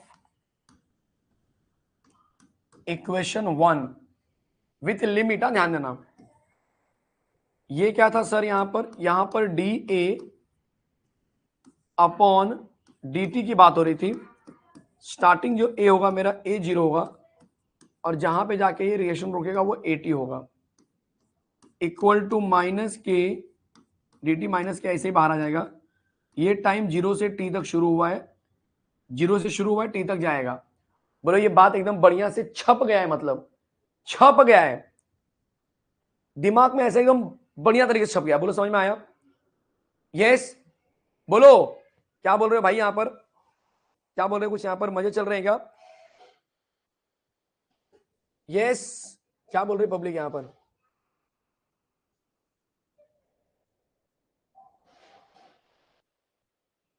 यस, क्या बात है, क्या बात है। चलो कोई बात नहीं, कोई बात नहीं, कोई बात नहीं। नीचे ए आएगा, नीचे ए आएगा। नीचे क्या आएगा भाई? नीचे कहां पे है? किधर है भाई? अच्छा, नीचे मैंने टी लिख दिया। हाँ, टी तो वहां चला गया, माय फॉल्ट। में बोला क्या हो गया? नीचे ए आएगा, परफेक्ट है। यहां तक समझ में आया? अब नॉन मैथ्स वाले रोना रोएंगे, सर मेरा मैथ्स नहीं है सर, सर मैं बायो वाला हूं सर, अरे सर मेरे ऊपर रहम करो, दया करो सर, इसको कुछ बताओ सर, इसका क्या करना है। अरे एक छोटा सा एक दो फॉर्मूला तो लर्न ही कर सकते हो यार तुम लोग, बायो वाले हो तो क्या हुआ, एक दो फॉर्मूले तो लर्न कर सकते हो। तो यहां पर बड़ा प्यारा सा फॉर्मूला आने वाला है, dx अपॉन एक्स, मतलब 1 अपॉन एक्स dx का इंटीग्रेशन, ये वाला फॉर्मूला है। बोलो समझ में आया? बोलो समझ में आया क्या हो गया यहां पर? तो मैं यहां पर इसका फॉर्मूला है ln(x) बोलते हैं। क्या बोलते हैं? ln(x). तो अगर मैं इसको सॉल्व करूंगा तो मुझे क्या मिल जाएगा? ln(a) मिल गया, कंडीशन के साथ कि भाई इसके ऊपर क्या है, इसके ऊपर लिमिट अभी भी चल रहा है। तो लिमिट क्या है? लिमिट है A0 और यहां पर लिमिट है AT, ये माइनस के है, ये इंटीग्रेशन और डेरिवेटिव कटिएगा तो सिर्फ t बचेगा। इसके ऊपर भी लिमिट है 0 to t। क्या ये बात समझ में आई? क्या ये बात समझ में आई? यस। क्या करेंगे बोलो जरा यहां पर, क्या करेंगे भाई? यहां पर सिर्फ upper limit minus lower limit का गेम है पूरा। तो ln a की जगह पे AT, क्योंकि अपर लिमिट में AT आ जाता है, माइनस ln A0, क्योंकि ये, समझ में आया, इक्वल टू माइनस के टी क्या होगा? टी क्या होगा? Upper limit minus lower limit. तो टी माइनस 0 बन गया, तो 0 छोड़ दो, तो बस आपको ये आंसर मिल जाएगा। चलेगा? अब हम क्या करेंगे? अब हम क्या करेंगे? क्या इसको मैं अपॉन में ले सकता हूं? यस सर, ये पॉसिबिलिटी है, बिल्कुल है सर, बिल्कुल है। देखो ये ln है ना, लॉग, लॉग का तो रूल ही यही होता है कि भाई अगर कोई माइनस में है तो उसको अपॉन में ले लो। तो ये लॉग के रूल के हिसाब से ये ऐसा बन जाएगा, दिखाई दे रहा है, और यहां पर बन जाएगा के टी। क्या ये बात समझ में आई सबको? एकदम अच्छे से समझ में आ गई सर, एकदम बढ़िया से समझ में आ गई, कोई कंफ्यूजन नहीं, कहीं पर कोई दिक्कत भी नहीं। अगर मैं बोलूं कि इसी का मैंने क्या किया, लॉग हटाने के मैंने जुगाड़ थोड़ा सेट कर लिया, मैंने एंटी लॉग ले लिया जस्ट अजम्पशन के लिए। अगर मैंने ले लिया anti log, taking anti log, taking anti log on both side. देखो जिस साइड लॉग है उस साइड तो समझ में आ गया कि भाई लॉग कट जाएगा, anti log, log anti log से कट जाएगा तो सिर्फ क्या बचेगा, AT/A0 बचेगा। लेकिन सर जिस साइड कुछ भी लॉग नहीं है वहां पर क्या होता है, वहां पर वो एक्सपोनेंशियल बन जाता है। एक्सपोनेंशियल मतलब ई का पावर बन जाएगा। तो इस हिसाब से जो मेरा AT का आंसर आएगा यहां पर, बड़ा प्यारा प्यारा लग रहा है answer, AT equal to A0 into E का पावर माइनस KT। ये मेरे पास एक फॉर्मूला बनता हुआ दिखाई देगा। इस फॉर्मूला का हम यूज नहीं करते बहुत ज्यादा क्योंकि इसमें एक्सपोनेंशियल आ चुका है, बट ये फॉर्मूला दिखाई देगा। क्या दिखाई दे रहा है, AT equal to A0 into E का पावर माइनस KT। चेक कर बच्चे जरा फटाफट चेक कर, कोई दिक्कत है तो बोल दो मुझे, कोई डाउट है तो बोल दो, कहीं पर भी किसी को भी। यस, ये एक फॉर्मूला हो गया सर। इसको चाहिए तो इक्वेशन नंबर 2 डाल के रखो ताकि आपको आगे काम आएगा, इसके आगे हमको आगे बढ़ना है। डन। कोई डाउट कहीं पर भी किसी को भी? एकदम एकदम बढ़िया समझ में आ रहा है, कोई दिक्कत नहीं है, एकदम बढ़िया समझ में आ रहा है, कोई कंफ्यूजन नहीं कहीं पर भी। अच्छा अगर मैं आपको बोलूं, इसी में थोड़ा सा ट्विस्ट लेकर आते हैं, नहीं ट्विस्ट भी तो जरूरी है ना अपने को। यस सर, अगर मैंने इस बंदे को उठा लिया और मैंने बोला कि यार इसके अंदर हम एक काम करते हैं, ln के वैल्यू को जरा तोड़ते हैं थोड़ा सा, ठीक है, क्योंकि हमको पता है फ्रॉम इक्वेशन 2 डाल दो यहां पर, फ्रॉम इक्वेशन 2 हमको मिल गया ln इक्वल टू AT/A0, देखते चलो, इक्वल टू माइनस KT। देखो इस तरह से, कोई कंफ्यूजन कहीं पर, कोई डाउट है किसी को भी? यस, बिल्कुल नहीं है सर, बिल्कुल नहीं है। अब अगर मैं बोलूं कि इस ln को मुझे हटाना है, सोचो, चलो पहले मैं k का वैल्यू निकाल लेता हूं, ये मुझे समझ में आ गया कैसे करना है। तो मैं k का वैल्यू निकाल लेता हूं, तो मुझे क्या ऐसा हो सकता है क्या, k इक्वल टू, दिमाग चला ना, यही चीज तुम्हें कंफ्यूज करेगी, -1/t, फिर यहां पर ln, यहां पर AT/A0। मैं उम्मीद कर रहा हूं कि यहां पर हर बच्चे को समझ में आ रहा होगा। ये t जो है ना बच्चे नीचे चला गया तो क्या बन जाएगा, -1/t, माइनस का माइनस ही रहेगा क्योंकि इनटू है, तो 1/t, और ये पूरा पार्ट मैंने वैसे का वैसा रख दिया। अब मैं लेने वाला हूं कि सिंस ln का वैल्यू क्या होता है, जो ln है बच्चे उसका वैल्यू तो बताना पड़ेगा। यस सर, तो हम बोलेंगे सिंस ln जो होता है ना वो 2.303 log टू द बेस 10 है, देयरफॉर द इक्वेशन बिकम्स, जो इक्वेशन आपको दिख रहा है एकदम अपडेटेड वाला, वो कुछ ऐसा बन जाएगा, k equal to -1/t into 2.303 log to the base 10 upper minus lower वाला हिसाब किताब चलने दो जैसा चल रहा है। ये मेरा आंसर आ गया। लेकिन अब मेरे दिमाग में एक और ख्याल आ रहा है कि यार अगर मैंने लॉग को उल्टा कर दिया तो यहां पर माइनस जनरेट होगा, क्योंकि वो एक बेसिक सा रूल है। क्या रूल है मैं आपको दिखा देता हूं। तो ये ऐसा भी हो सकता है कि ये 1/t, ऐसा भी हो सकता है कि ये सीधा आ जाए 2.303/t आ सकता है। आ सकता है क्या, बिल्कुल आ सकता है। और यहां पर लॉग टू दी A0/AT आ गया। क्या ये पॉसिबिलिटी है? यस।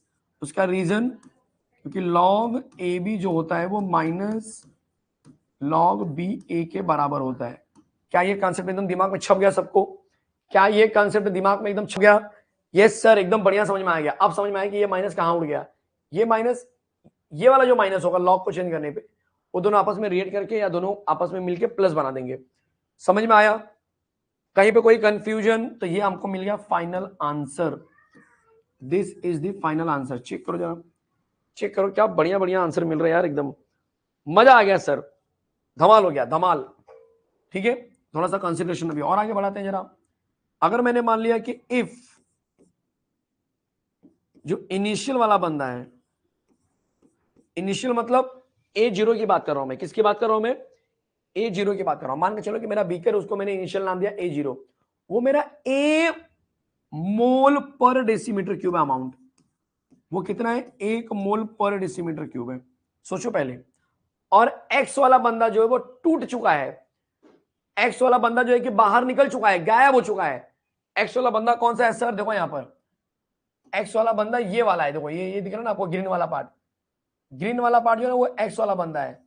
तो बताओ कि अब जो नीचे बचा है 80, वो कितना बचा है। आप बोलेंगे सर पहले कितना था, मैंने बोला A था, उसमें से ग्रीन वाला X निकल गया, तो अब कितना बचा, तो आप बोलेंगे A माइनस एक्स। बोलो सर, तो क्या ये बात सही है, बिल्कुल सही है।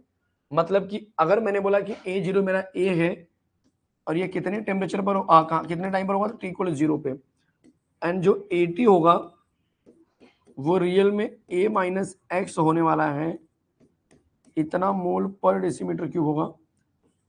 ये कब होगा, जब मेरा T=T हो जाएगा। अब ये दोनों चीज को अगर मैं ऊपर पुटअप करूं तो मुझे एक नया इक्वेशन मिलेगा, जो आपको बस समझना है कि भाई ये भी हो सकता है ऐसा।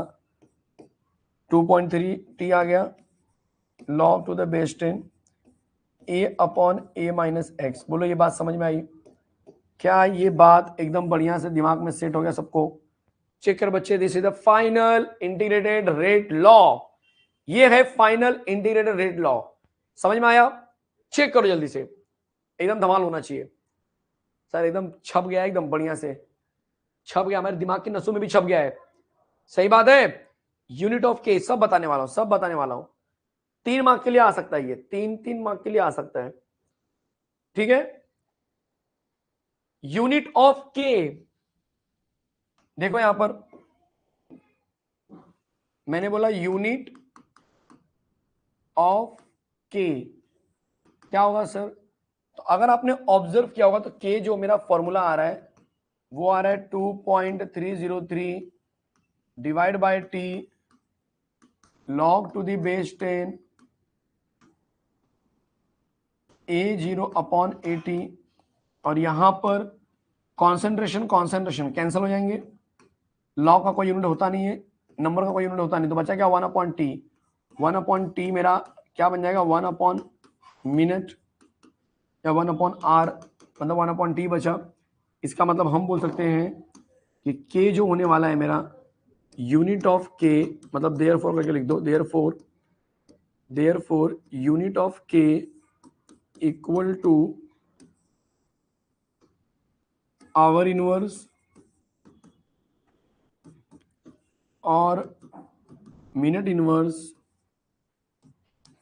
और सेकंड इनवर्स। बोलो ये बात समझ में आई, ये इसका यूनिट होने वाला है, समझ में आया सबको, कोई दिक्कत कोई डाउट कहीं पर भी। नेक्स्ट अब आने वाला है हाफ लाइफ, नाम सुना है सर, नाम तो बहुत सुना है सर, हाफ लाइफ। समझो पहले कि हम क्या करने वाले हैं एग्जैक्टली। हाफ लाइफ का मतलब क्या है, यहां पर हाफ लाइफ का मतलब है जनरली टी हाफ, इसका इक्वेशन डिराइव करना है किसके लिए, again for first order reaction, for first order के लिए, ठीक है। क्या करेंगे बताओ, इसमें क्या करने वाले हैं, तो वापस वही सेम चीज। अब हम जो मेन इक्वेशन है बच्चे पहले उसको लिख लेते हैं। मेन इक्वेशन को हम बोलेंगे वी नो दैट, जानते ही रहेंगे ऐसे तो, नहीं जानते फिर भी लिख दो, we know that k equal to 2.303 divide by t log to the base 10 A0 upon 80। दिमाग चला बच्चे, ये आपका मेन इक्वेशन है जो हमने लिया है, अभी ताजा ताजा बनाया है, सही बात है, सही बात है, कोई दिक्कत। यस, केमिस्ट्री का प्रीलियम था और हाफ लाइफ वाला क्वेश्चन आया था, आएगा बच्चे, हाफ लाइफ जीरो ऑर्डर या फर्स्ट ऑर्डर, एक तो छपता ही है। अब मैं बोलूंगा कि भाई इसके अंदर ना मुझे हाफ लाइफ के बारे में जानना है, तो ये A0 जो है ना मेरा इनिशियल है, तो उसमें तो कोई चेंजेस नहीं है, इसमें तो कोई चेंजेस नहीं है। अब हम बोलेंगे इफ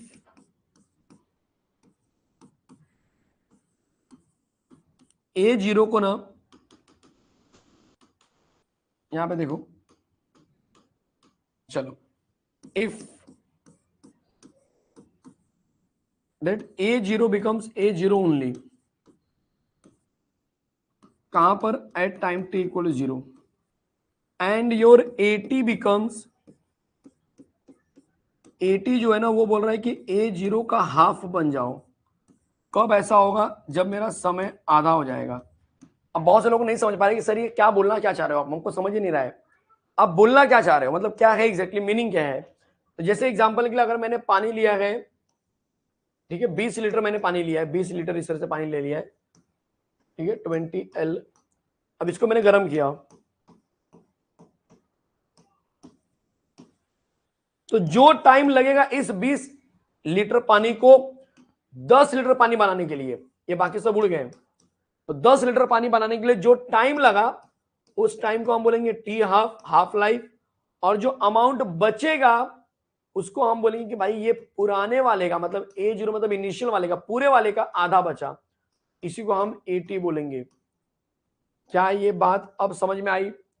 क्या ये बात अब समझ में आई? जल्दी से बोलो, क्या ये बात एकदम अच्छे से समझ में आ गया? यस। जीरो ऑर्डर में ऑर्डर डिफरेंस बच्चे जीरो हो जाएगा, पावर जीरो लगाएंगे हम लोग, ठीक है। पक्का समझ में आया ये मैंने क्या बोला? हर एक बच्चे को समझ में आ गया एकदम अच्छे से, मतलब ये कंसेप्ट समझ में आ गया कि हाँ सर क्या क्या था ये, अब मुझे समझ में आया। अब कोई दिक्कत नहीं है कहीं पर भी किसी को भी।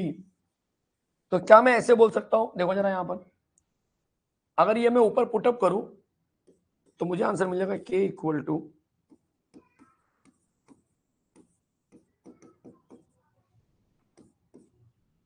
log to the base 10, A0 की जगह पे A0 आने दो, लेकिन AT की जगह पे भी बोल रहे हैं कि A0/2 ले लो। अब हमको पता है A0 कट गया, 2 ऊपर चला जाएगा, मतलब हमारा आंसर बन जाएगा K equal to 2.303 into log to the base 10, 2 ले लेंगे, डिवाइड बाय T हाफ। अब इसको सॉल्व करके जाएंगे, टेंशन मत लो। तो ये मेरा मिल जाएगा एक तरह से, चेक करो क्या मिल जाएगा, K इक्वल टू 2.303 इंटू 0.3010, यही होता है कुछ और होता है? चेक करो जरा, चेक कर बच्चे। जहां तक मुझे लग रहा है कि मुझे इतना ही याद है, इसको T हाफ बोलते हैं। अभी मिल जाएगा 0.693 डिवाइड बाय T हाफ, ये K का वैल्यू आया। देयरफॉर एंड में लिखेंगे कि जो T हाफ है वो 0.69 डिवाइड बाय K होना चाहिए। बोलो मजा आया? 0.30 चेक कर बच्चे, क्या ये सही है? पहले मुझे ये बताओ कि क्या ये लॉग जो मैंने निकाला है log 2 वो 0.30 सही है क्या? मैंने, मुझे थोड़ा बहुत याद था, मैंने वही लिखा है, तो आप एक बार चेक कर लो पहले अपने लेवल पर। 30 क्या लिख रहे बच्चे? 30143 क्या लिख रहे तुम लोग?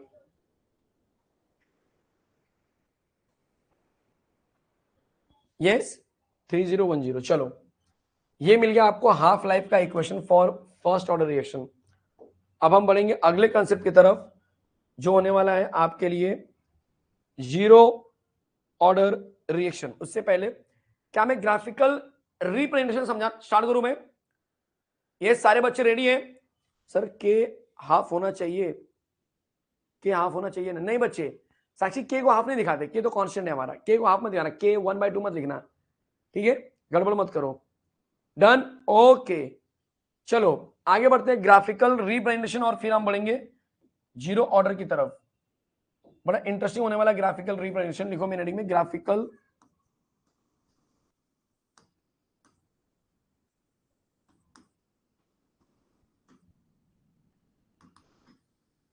graphical representation of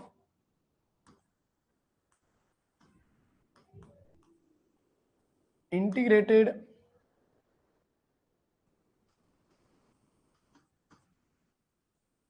rate law. शुरू करते हैं, बड़ा ही प्यारा प्यारा ग्राफ होने वाला है। ग्राफिकल रिप्रेजेंटेशन में number 1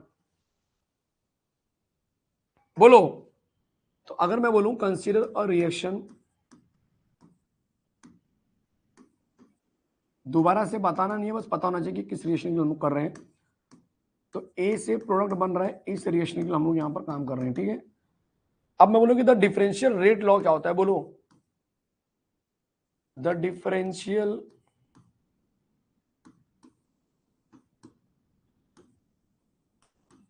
rate law is given by,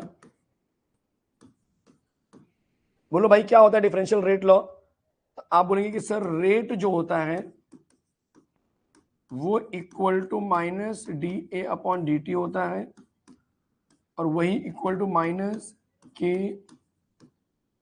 ए का पावर एक्स पावर, मतलब माइनस के ए का पावर 1 होता है। क्या ये बात एकदम बढ़िया से समझ में आई सबको? यहां पर बैठा हर एक बच्चा समझ में आया? तो क्या मैं ऐसे बोल सकता हूं, क्या मैं ऐसे बोल सकता हूं कि ये पूरा जो है ना, इसको मैं कंपेयर कर रहा हूं y equal to M X plus C, तो हम लिखेंगे comparing with,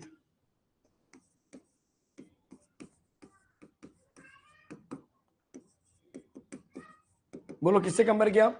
y equal to M X plus C. ये हिसाब से सोच समझ के बोलना, पहले सोचना समझना फिर आंसर देना, जल्दबाजी में आंसर देना ऐसा कोई जरूरी नहीं है, ठीक है? चलेगा?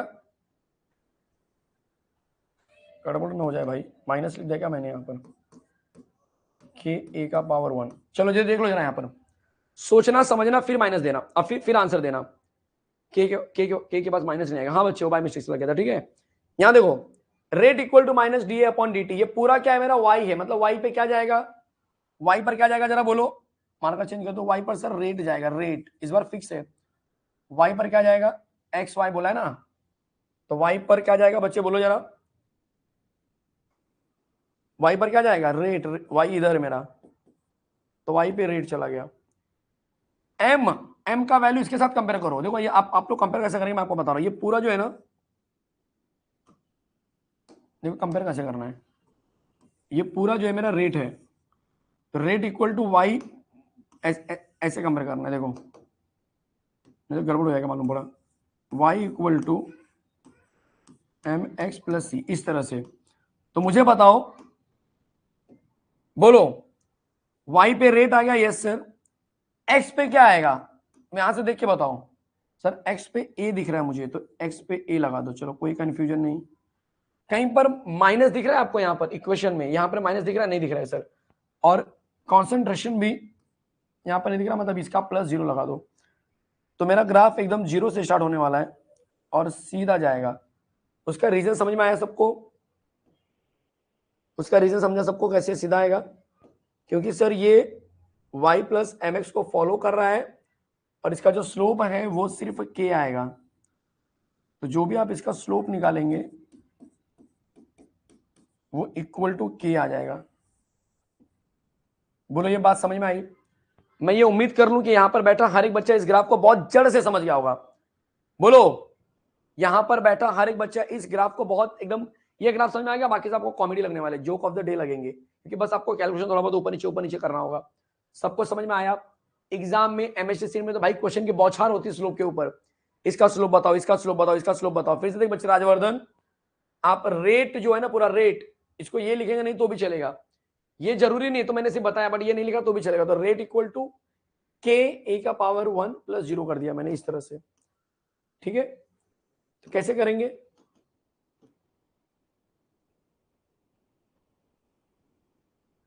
ये इस तरह से चलेगा। तो जैसे मैंने m को देखा तो m स्लोप आ गया मेरा प्लस में, x मेरा a आ गया तो x मैंने a पे डाल दिया, ये मेरा x है, देखो x और y, तो x पे क्या जाएगा y पे क्या जाएगा, आपको इस ग्राफ से पता चल गया। बोलो समझ में आया? यस, और कुछ और कुछ और कुछ? चलो आगे बढ़े, बिल्कुल आगे बढ़ते हैं sir. Next graph, next number वाला ग्राफ, ये पहला ग्राफ था आपका, ग्राफ नंबर 2।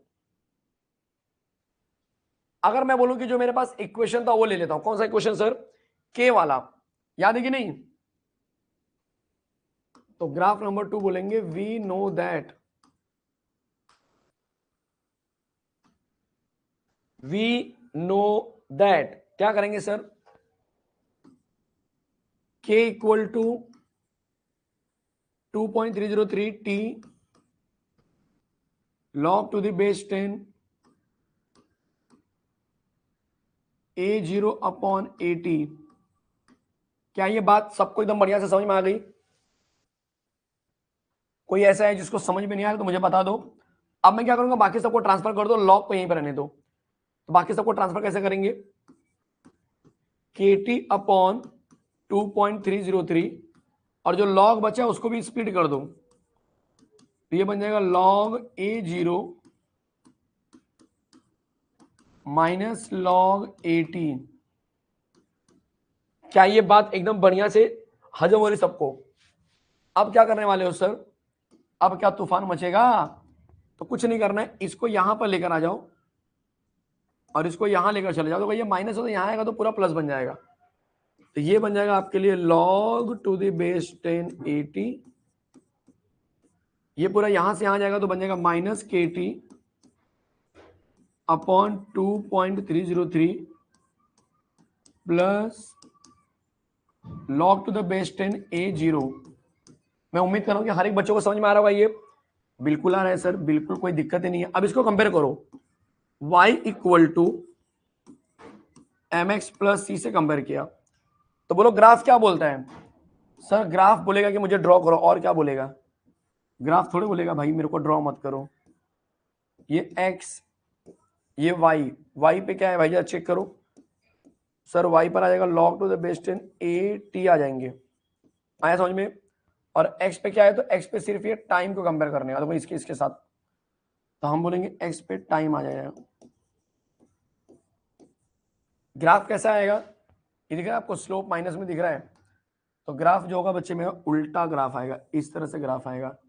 और इसका स्लोप कितना होगा सर, तो इसका स्लोप होने वाला है माइनस के अपॉन 2.303। जिस पॉइंट पे ये इंटरसेक्ट करेगा, इस वाले पॉइंट पे, उसको नाम दिया है log to the base 10 A0। बोलो समझ में आया? कोई दिक्कत, कोई डाउट कहीं पर भी, किसी को भी कोई बच्चा ऐसा जो भटक रहा है तो मुझे बोल दो, कोई भी बच्चा ऐसा लग रहा है सर भटक रहा हूं मैं, यस थोड़ा फास्ट लिया जाए, पक्का कैटलिस्ट डाल दो इसके अंदर, यस। ग्राफ वाला पार्ट थोड़ा सा स्लो जा रहा हूं क्योंकि ग्राफ जल्दी बोलते हैं ना जंबल हो जाता है एकदम।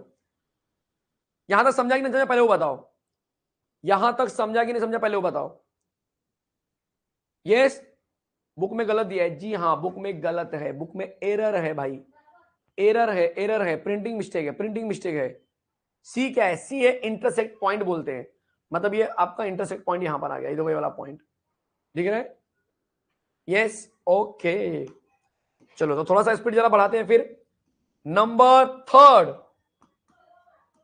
वी नो दैट, इसमें तो बड़ा सिंपल है, k equal to 2.303 divide by t log to the base 10 A0 upon AT, इसको यहां शिफ्ट कर दो, मिल जाएगा KT upon 2.303 equal to log to the base 10 A0 upon AT।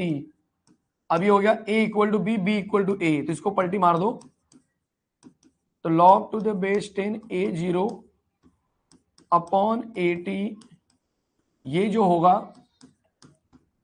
KT upon 2.303 के बराबर होगा।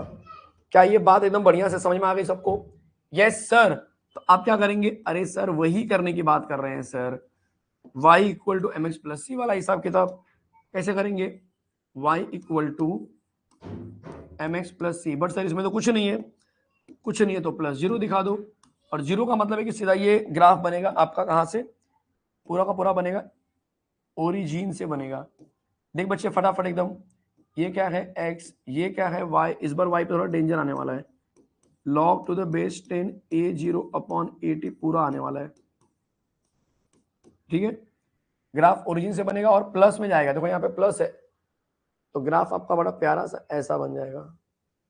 समझ में आया? अब इसमें जो स्लोप निकालोगे आप, स्लोप किस में आएगा बोलो, तो slope equal to k upon 2.303, x क्या होगा सर, x टाइम हो जाएगा, this is the slope and this is the final graph. बोलो मजा आया, बोलो मजा आया, बोलो मजा आया, बोलो। कोई दिक्कत, कोई डाउट कहीं पर भी, किसी को भी कहीं पर कोई कंफ्यूजन होगा भी नहीं, इतना बढ़िया चल रहा है इस समय। कोई कंफ्यूजन वाली बात लग रही तुम्हें? नहीं सर, बिल्कुल नहीं लग रही है, सब एकदम शॉर्टेड चल रहा है। नहीं, चलो अब हम क्या बात करने वाले हैं, देख ले बच्चे। आपने नाम सुना होगा integrated rate law for gaseous phase, नाम सुना है? थोड़ा बहुत सर, ज्यादा नहीं, थोड़ा बहुत। देखो, इंटीग्रेटेड रेट लॉ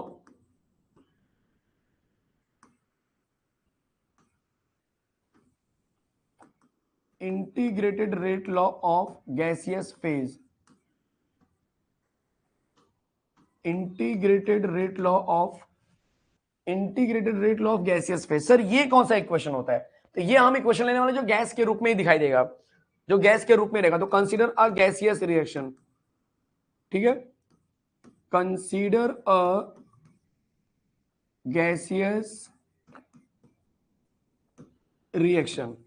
मान के चलो कि ए को मैं तोड़ रहा हूं तो मुझे बी प्लस सी मिल रहा है, जो कि ऑब्वियस है, गैस गैस गैस के रूप में रहेंगे। ये गैस, ये गैस और ये गैस के रूप में रहेंगे। कोई डाउट है? तो अगर मैं बोलूं कि प्रेशर जो मेरा ए का है वो क्या होगा, आप बोलेंगे सर ए का प्रेशर जो होगा उसको हम इनिशियल प्रेशर बोलेंगे। क्या बोलेंगे? इनिशियल प्रेशर बोलेंगे। क्या बोलेंगे बच्चे? इनिशियल प्रेशर बोलेंगे। The pressure at A is P A, चलेगा? और सोचो जरा पहले, पीए का प्रेशर कितना होगा? इनिशियल प्रेशर को मैं पी आई से दिखा रहा हूं, दिमाग चलाना जरा। ये कितना मेरा पी आई है, लेकिन उसमें से ये जो एक्स है ना, प्रेशर कम हो गया समय के साथ। तो बोलो अब मेरा प्रेशर जो बनेगा वो कितना बनेगा? तो क्या मैं ऐसे लिख सकता हूं, कि द प्रेशर ऑफ ए, लिखो एट ए नहीं, the pressure of A at time t is, ये जो मैंने बताया आपका, अगर ये मेरा इनिशियल पी आई होता तब उस समय ये 0 0 होते, लेकिन कुछ समय के बाद ये पी आई था, लेकिन ये बंदे हमारे क्या हो गए, एक्स एक्स हो गए। तो उस समय हमारा जो पी ए बनेगा वो चेंज होके बन जाएगा पी आई माइनस एक्स। ये कितने लोग को दिमाग में सेट हुआ, पहले वो जरा चेक करो, कितने लोगों को दिमाग में सेट हुआ? मैंने क्या बोला समझ में आया कुछ? मैंने क्या बोला समझ में आया? वापस से देख बच्चे, वापस से देख, यही चीज गड़बड़ होने वाली है यहाँ पर। ये देखो मैं क्या बोल रहा हूं, स्टार्टिंग वाले केस में ए जो था, लेट द इनिशियल, ऐसे लिख दो चाहिए तो, let the initial pressure of A is P I. ये कब था? एट टी इक्वल टू 0 पे, ठीक है। But at T equal to T, जब टी हुआ तब आप बोलेंगे the pressure of B and सी,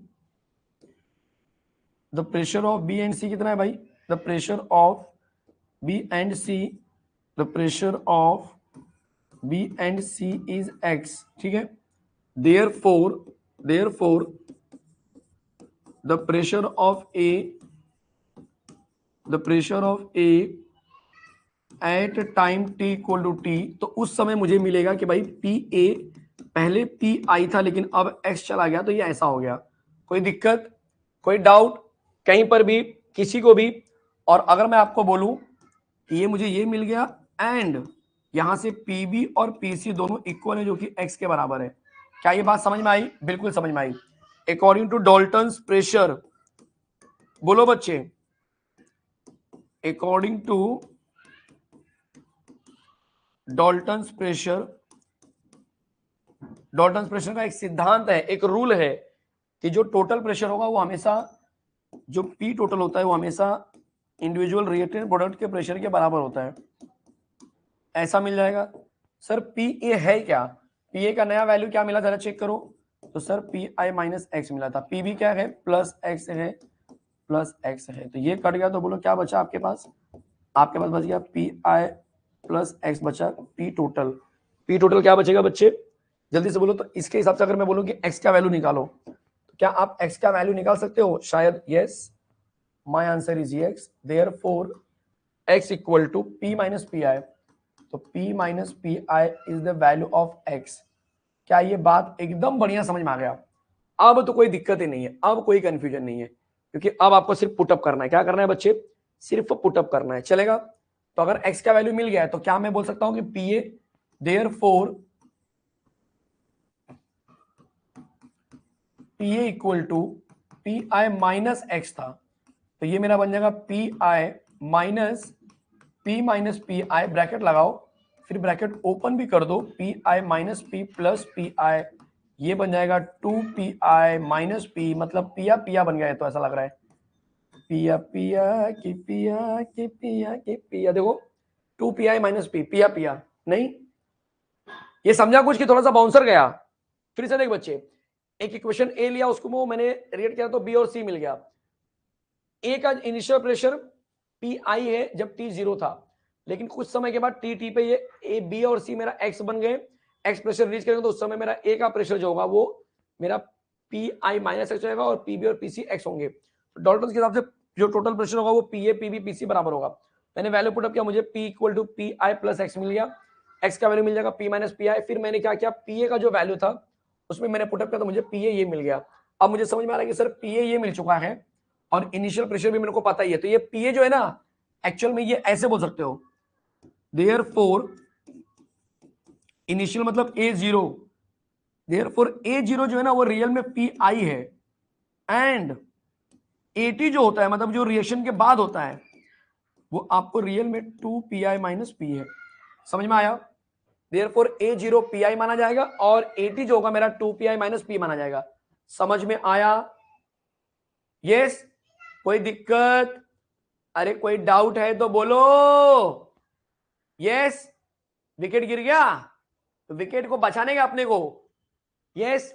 जब मैं क्रिकेट खेलता था ना भाई, तो हमको एलबीडब्ल्यू पे भरोसा ही नहीं था, हम एलबीडब्ल्यू वाली चीज हम रखते ही नहीं थे। तो हमारा बस एक ही एम होता था कि हम पैर बीच में ला दें और कैसे भी विकेट को बचा लें, क्योंकि हम इतना एक्सपर्ट नहीं थे क्रिकेट में। तो अपना बस एक ही एम था, कुछ भी हो जाए है, बॉल जो है भाई विकेट पे नहीं लगनी चाहिए। हम तो पैर लगा देते थे दवाई से पूरा खड़े हो जाने का एकदम। समझ में आ रहा है कि नहीं आ रहा है? मतलब गिर जाएंगे लेकिन बॉल विकेट पे लगने नहीं देंगे। क्यों? क्योंकि भाई एलबीडब्ल्यू जैसी चीज हमारे नजर में नहीं होती थी। हम तो पहले टेंशन में आते थे क्रिकेट मैच देखे, यार ये पैर पे लगा तो आउट क्यों दे रहा है अंपायर, हम तो पैर पे तो बचाते हैं उल्टा, हम तो पैर से तो विकेट बचाते हैं, ये अंपायर आउट क्यों दे रहा है। कुछ दिनों तक तो हम सदमे में थे, चल क्या रहा है यहाँ पर। और स्टार्टिंग में तो मुझे बॉलर के ऊपर जरा भी मतलब बोलते ना पता नहीं था, मैं बोलता जो कैच पकड़ता वही मेन हीरो वही है, उसने विकेट लिया। आधी जिंदगी सिर्फ ये समझ में निकल गई कि भाई विकेट कौन ले रहा है यहाँ पर, सेलिब्रेशन में बॉलर को क्यों सब बधाई दे रहे हैं, नाम बॉलर का क्यों आ रहा है स्क्रीन के ऊपर, विकेट जिसने लिया उसका नाम ही नहीं आ रहा है, चल क्या रहा है यहाँ पर है? ऐसा हुआ कि नहीं तुम्हारे साथ? तो कुछ बचपन में ऐसा मेरे साथ हुआ था, तो मैं सोचता था कि जो बॉलिंग कर रहा है ना भाई, वो तो बॉल तो कोई भी फेंकेगा यार। तभी अपने को नहीं पता था भाई स्विंग करा रहा है क्या करा रहा है, अपने को सिर्फ ये पता था बॉल तो मैं भी उठा के फेंक दूंगा। इंपॉर्टेंट ये है कि बंदा जो कैच पकड़ा है वो विकेट लिया, उसने विकेट लिया। लास्ट वाला फिर से रिपीट करूं, चलो यहां देखो जरा। तो भाई आपका विकेट ना गिरने पाए, integrated rate law for gaseous phase, एक गैसियस इक्वेशन लिया, ए से बी और सी बन गया। यस सर, इनिशियल प्रेशर ए का PI है, पहला प्रेशर क्या है भाई PI है, जब रिएक्शन शुरू नहीं हुआ था, लेकिन जब रिएक्शन शुरू होने लगा टी इक्वल टू टी पे, तब बी और सी का जो प्रेशर होगा वो एक्स हो गया, और जो नया प्रेशर आया PA का वो आपको मिल गया PI माइनस एक्स, मतलब इनिशियल में से एक्स निकल गया, गायब हो गया। समझ में आया? और PB और PC आपको दिखाई देंगे, PB PC आपको एक्स वो तो पहले से थे।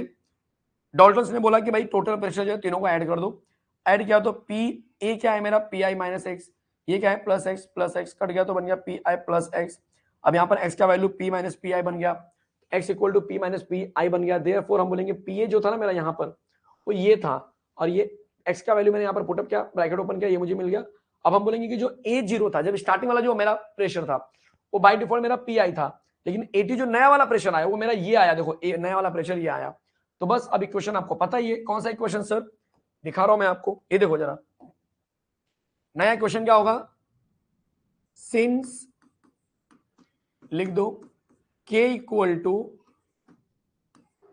2.303 divide by T log to the base 10 A0 upon 80, ठीक है। तब हम बोलेंगे therefore k equal to 2.303 t log to the base 10। जल्दी बोलो भाई, A0 कितना था सर? pi था, और ये क्या है? 2pi माइनस p है। बस फोड़ो फिर, और क्या चाहिए तुमको? This is the final answer. This is the final answer for pressure. Check कर बच्चे, कोई डाउट है तो बोलो मुझे। कोई कंफ्यूजन है कहीं पर? कोई ऐसा लग रहा है बेहोश हो रहे हो? बिल्कुल होंगे भी नहीं, होने भी नहीं दूंगा आपको मैं। यस, चलेगा? चलो आगे बढ़े, आगे बढ़े। चलिए आगे बढ़ते हैं फटाफट लेके। अगला जो कंसेप्ट होने वाला है वो है जीरो ऑर्डर। अब ज्यादा बचा नहीं है बच्चे, जीरो ऑर्डर के बाद बस आपको लास्ट में थोड़ा सा थ्योरी इंफॉर्मेशन है। तो आप बोलेंगे zero order reaction, integrated rate law for zero order, ऐसे लिखो आप, integrated rate law for zero order, integrated rate law for zero order. एक मिनट जरा बच्चे,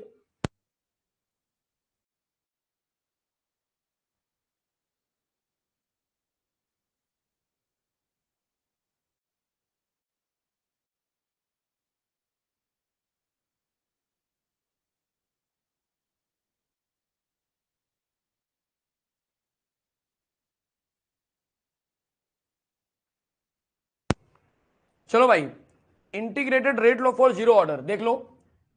इंटीग्रेटेड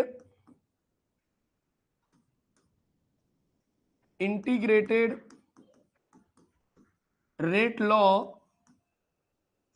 फॉर जीरो ऑर्डर। अरे सर, जीरो का भी ऑर्डर होता है क्या कोई? इधर देखना बच्ची, तू ए से क्या बन गया? कंसीडर कर रिएक्शन फटाफट एकदम, अब कोई दिक्कत नहीं होने वाली है। मेन मेन कंसेप्ट सब खत्म हो गए। Consider a general reaction. मान के चलो कि मैंने एक जनरल रिएक्शन ले लिया। सर कैसा होता है रिएक्शन? ए से प्रोडक्ट बना दिया तुमने, ठीक है। तो अगर मैं बोलूं कि मेरा जो रेट होगा वो क्या बनेगा? आप बोलेंगे rate equal to sir, rate equal to minus D A upon D t होता है, बट यही रेट बन जाता है के ए का पावर जीरो बन जाता है। क्यों? क्योंकि जीरो ऑर्डर दिया है। मतलब मॉरल ऑफ द स्टोरी कुछ ऐसा बोलना चाह रहा है ये कि minus D A upon D T जो है वो सीधा सीधा मेरा के बराबर है, क्योंकि ये पावर जीरो होगा तो वन हो जाएगा। यस, कोई दिक्कत? इसको वहां शिफ्ट कर दो। जब इसको वहां शिफ्ट करेंगे तो ये बन जाएगा डी ए बन जाएगा। क्या बन जाएगा? D A equal to minus k d t. Check कर बच्चे, कहीं पर कोई कंफ्यूजन है किसी को भी कहीं पर भी? बिल्कुल नहीं सर। अब हम बोलेंगे वही सेम स्टोरी वापस आ जाएगी। इक्वेशन नंबर 1 लेके, if A0 is the initial amount, मान के चलो A0 is the initial concentration, A0 is the initial concentration है, ठीक है, at time t equal to 0, और AT जो है मेरा, AT is the final concentration, final concentration है कब sir? At t equal to t।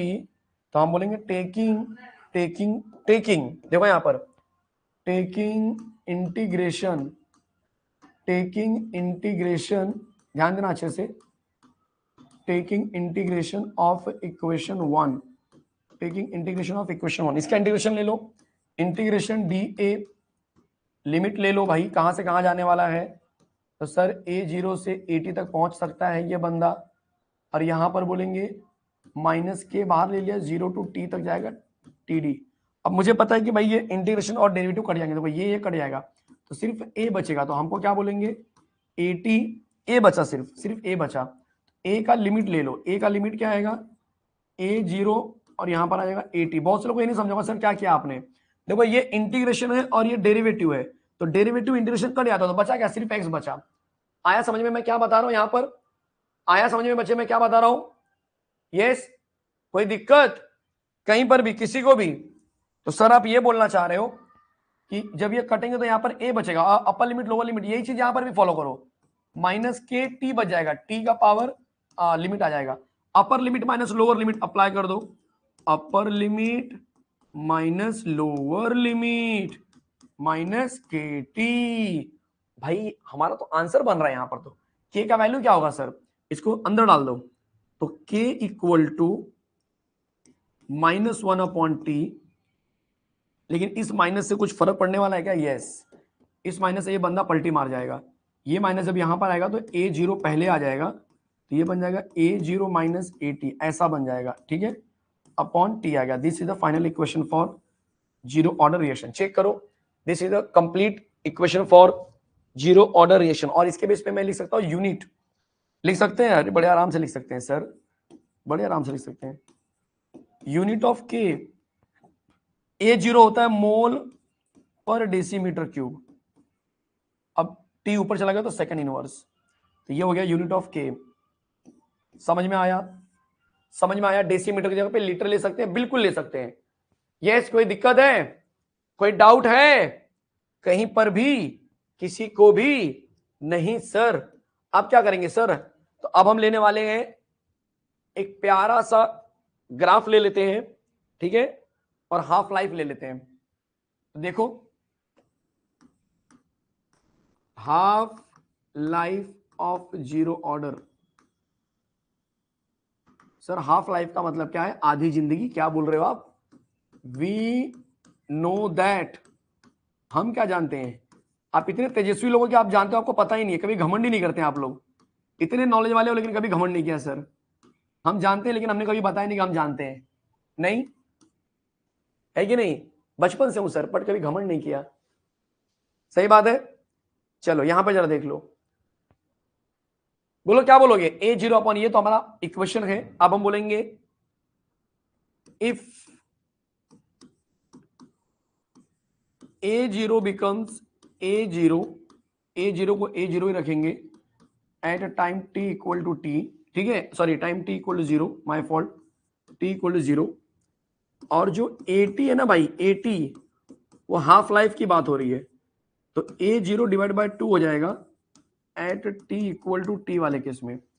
और भी t नहीं बनेगा, t हाफ बन जाएगा, क्योंकि हम लोग हाफ लाइफ ले रहे हैं। क्या ये बात समझ में आई?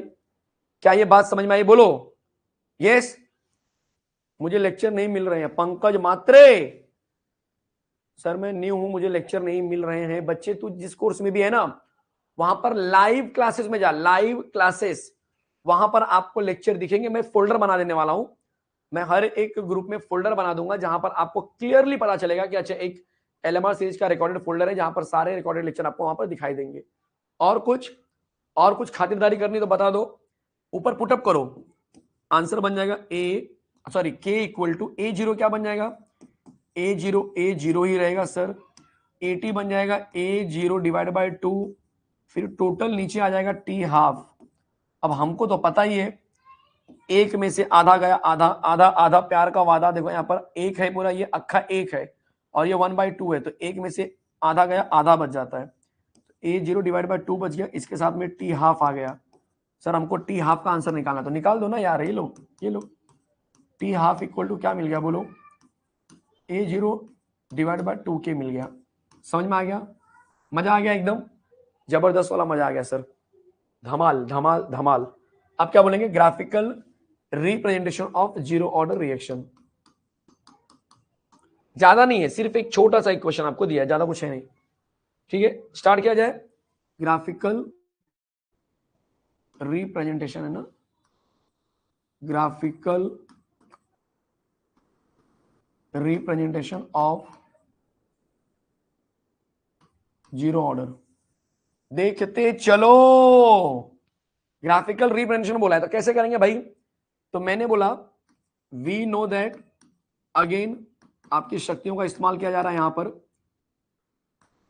k equal to A0 minus AT divide by T हो रहा है। सही बात है।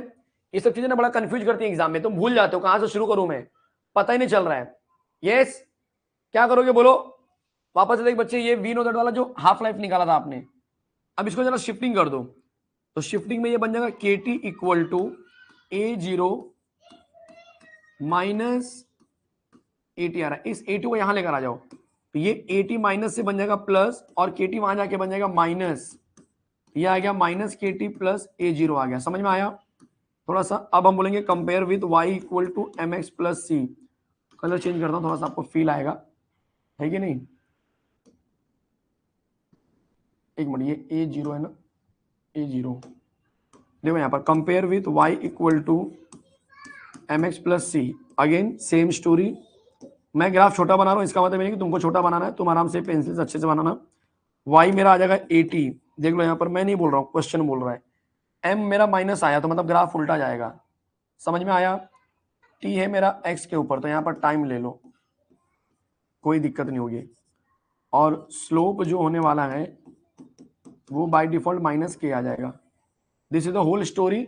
चेक कर बच्चे, फटाफट दिमाग चला लो, बता दो कैसे हो रहा है, क्या हो रहा है, चेक करो। मैं हट जाता हूं, जल्दी चेक कर बच्चे, फटाफट एकदम उड़ा दो जल्दी से, कोई दिक्कत ही नहीं होनी चाहिए कहीं पर भी। केस मजा आ गया? 10 मिनट का चैप्टर और बचा यार, ज्यादा बचा ही नहीं है। अब आएगा सूडो फोर्स। कौन सा फोर्स? सूडो फोर्स नहीं, सूडो फर्स्ट ऑर्डर रिएक्शन, ऐसे बोलो आप, ठीक है।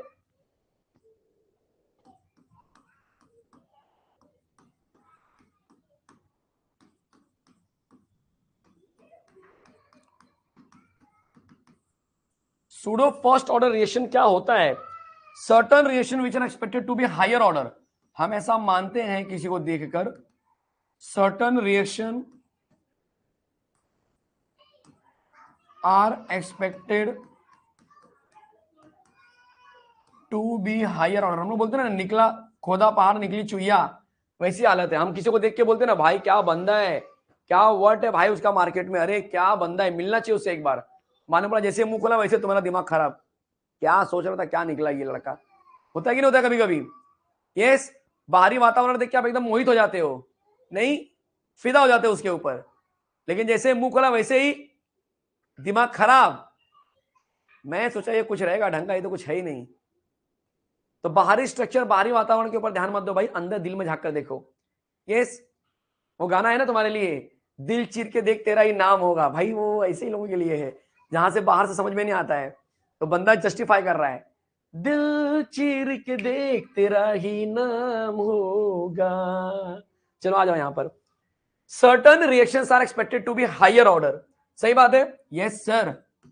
Certain reactions are expected to be higher order, certain reactions are expected to be higher order. आप क्या करेंगे, आप क्या करेंगे, बट वही बोलते हैं ना, दिल चल के देखा नहीं, दूर से ही देख रहा था, ये हायर ऑर्डर होगा, बड़े लोग होंगे, बड़ी बातें होंगी, लेकिन आगे आगे देखा तो क्या हुआ, but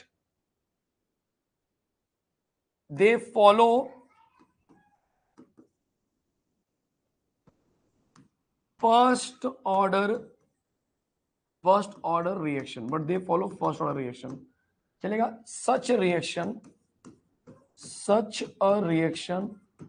is known as such a reaction is known as, बोलो क्या बोलेंगे भाई, ऐसे रिएक्शन को हम बोलते हैं सूडो ऑर्डर रिएक्शन। आया समझ में? यस, चलो आगे बढ़े, चलो चलो चलो चलो चलो चलो, यस, चलो फर्स्ट ऑर्डर रिएक्शन वाला हिसाब किताब है। अब इसका एक एग्जांपल ले लेते हैं। अगर मेरे पास ईस्टर है, ऐसा प्यारा प्यारा मैंने एक ईस्टर ले लिया और इसमें मैंने बहुत ज्यादा अमाउंट में पानी मिला दिया, ये भर भर के पानी मिला दिया, ठीक है, भर भर के पानी मिलाया, और आंसर में मुझे मिल जाता है CH3COOH, और यहां से अल्कोहल बाहर चला जाता है। ये मेरे पास क्या है बच्चे, रिएक्शन है। बट आपको पता है जब मैं पानी भर भर के ले रहा हूं, पानी मैंने कैसे लिया, भर भर के पानी लिया, एकदम कई लीटर पानी लेकर आया मैं, एकदम फुल, बोलते हैं ना हाइड्रोलिसिस करने के लिए। आज अपने भाई का हाइड्रोलिसिस है, पानी मांगा एकदम गैलन का, है कि नहीं, ऐसे तुम भर भर के पानी लाए, और तुमने पानी की बौछार लगा दी एकदम घर के बाहर, और बंदे ने क्या किया भाई, एक गिलास पानी उठाया, बस एक गिलास पानी यूज किया, बोला बस इतने मेरे को काम है और ज्यादा काम नहीं है। मतलब तुम बोलेंगे यार चल क्या रहा है यहाँ पर, मैं लाया भर भर के पानी, लार्ज एक्सेस अमाउंट में पानी लाया, ये यूज कितना करा, चुल्लू भर पानी ला रहा है, डूबने के लिए ला रहा है क्या पानी, है ये क्या पानी डूबने के लिए मांग रहा है क्या ये? तो इसका मतलब आप बोलने वाले हो कि इस रिएक्शन को अगर मैं कहीं ना कहीं अगर मैं रेट निकालने जाऊं, तो इसका जो रेट लॉ होगा, द रेट लॉ इज, बोलो क्या मिलेगा, तो हम बोलेंगे रूल के हिसाब से तो ऐसा आना चाहिए, ऐसा ऐसा, ये देखो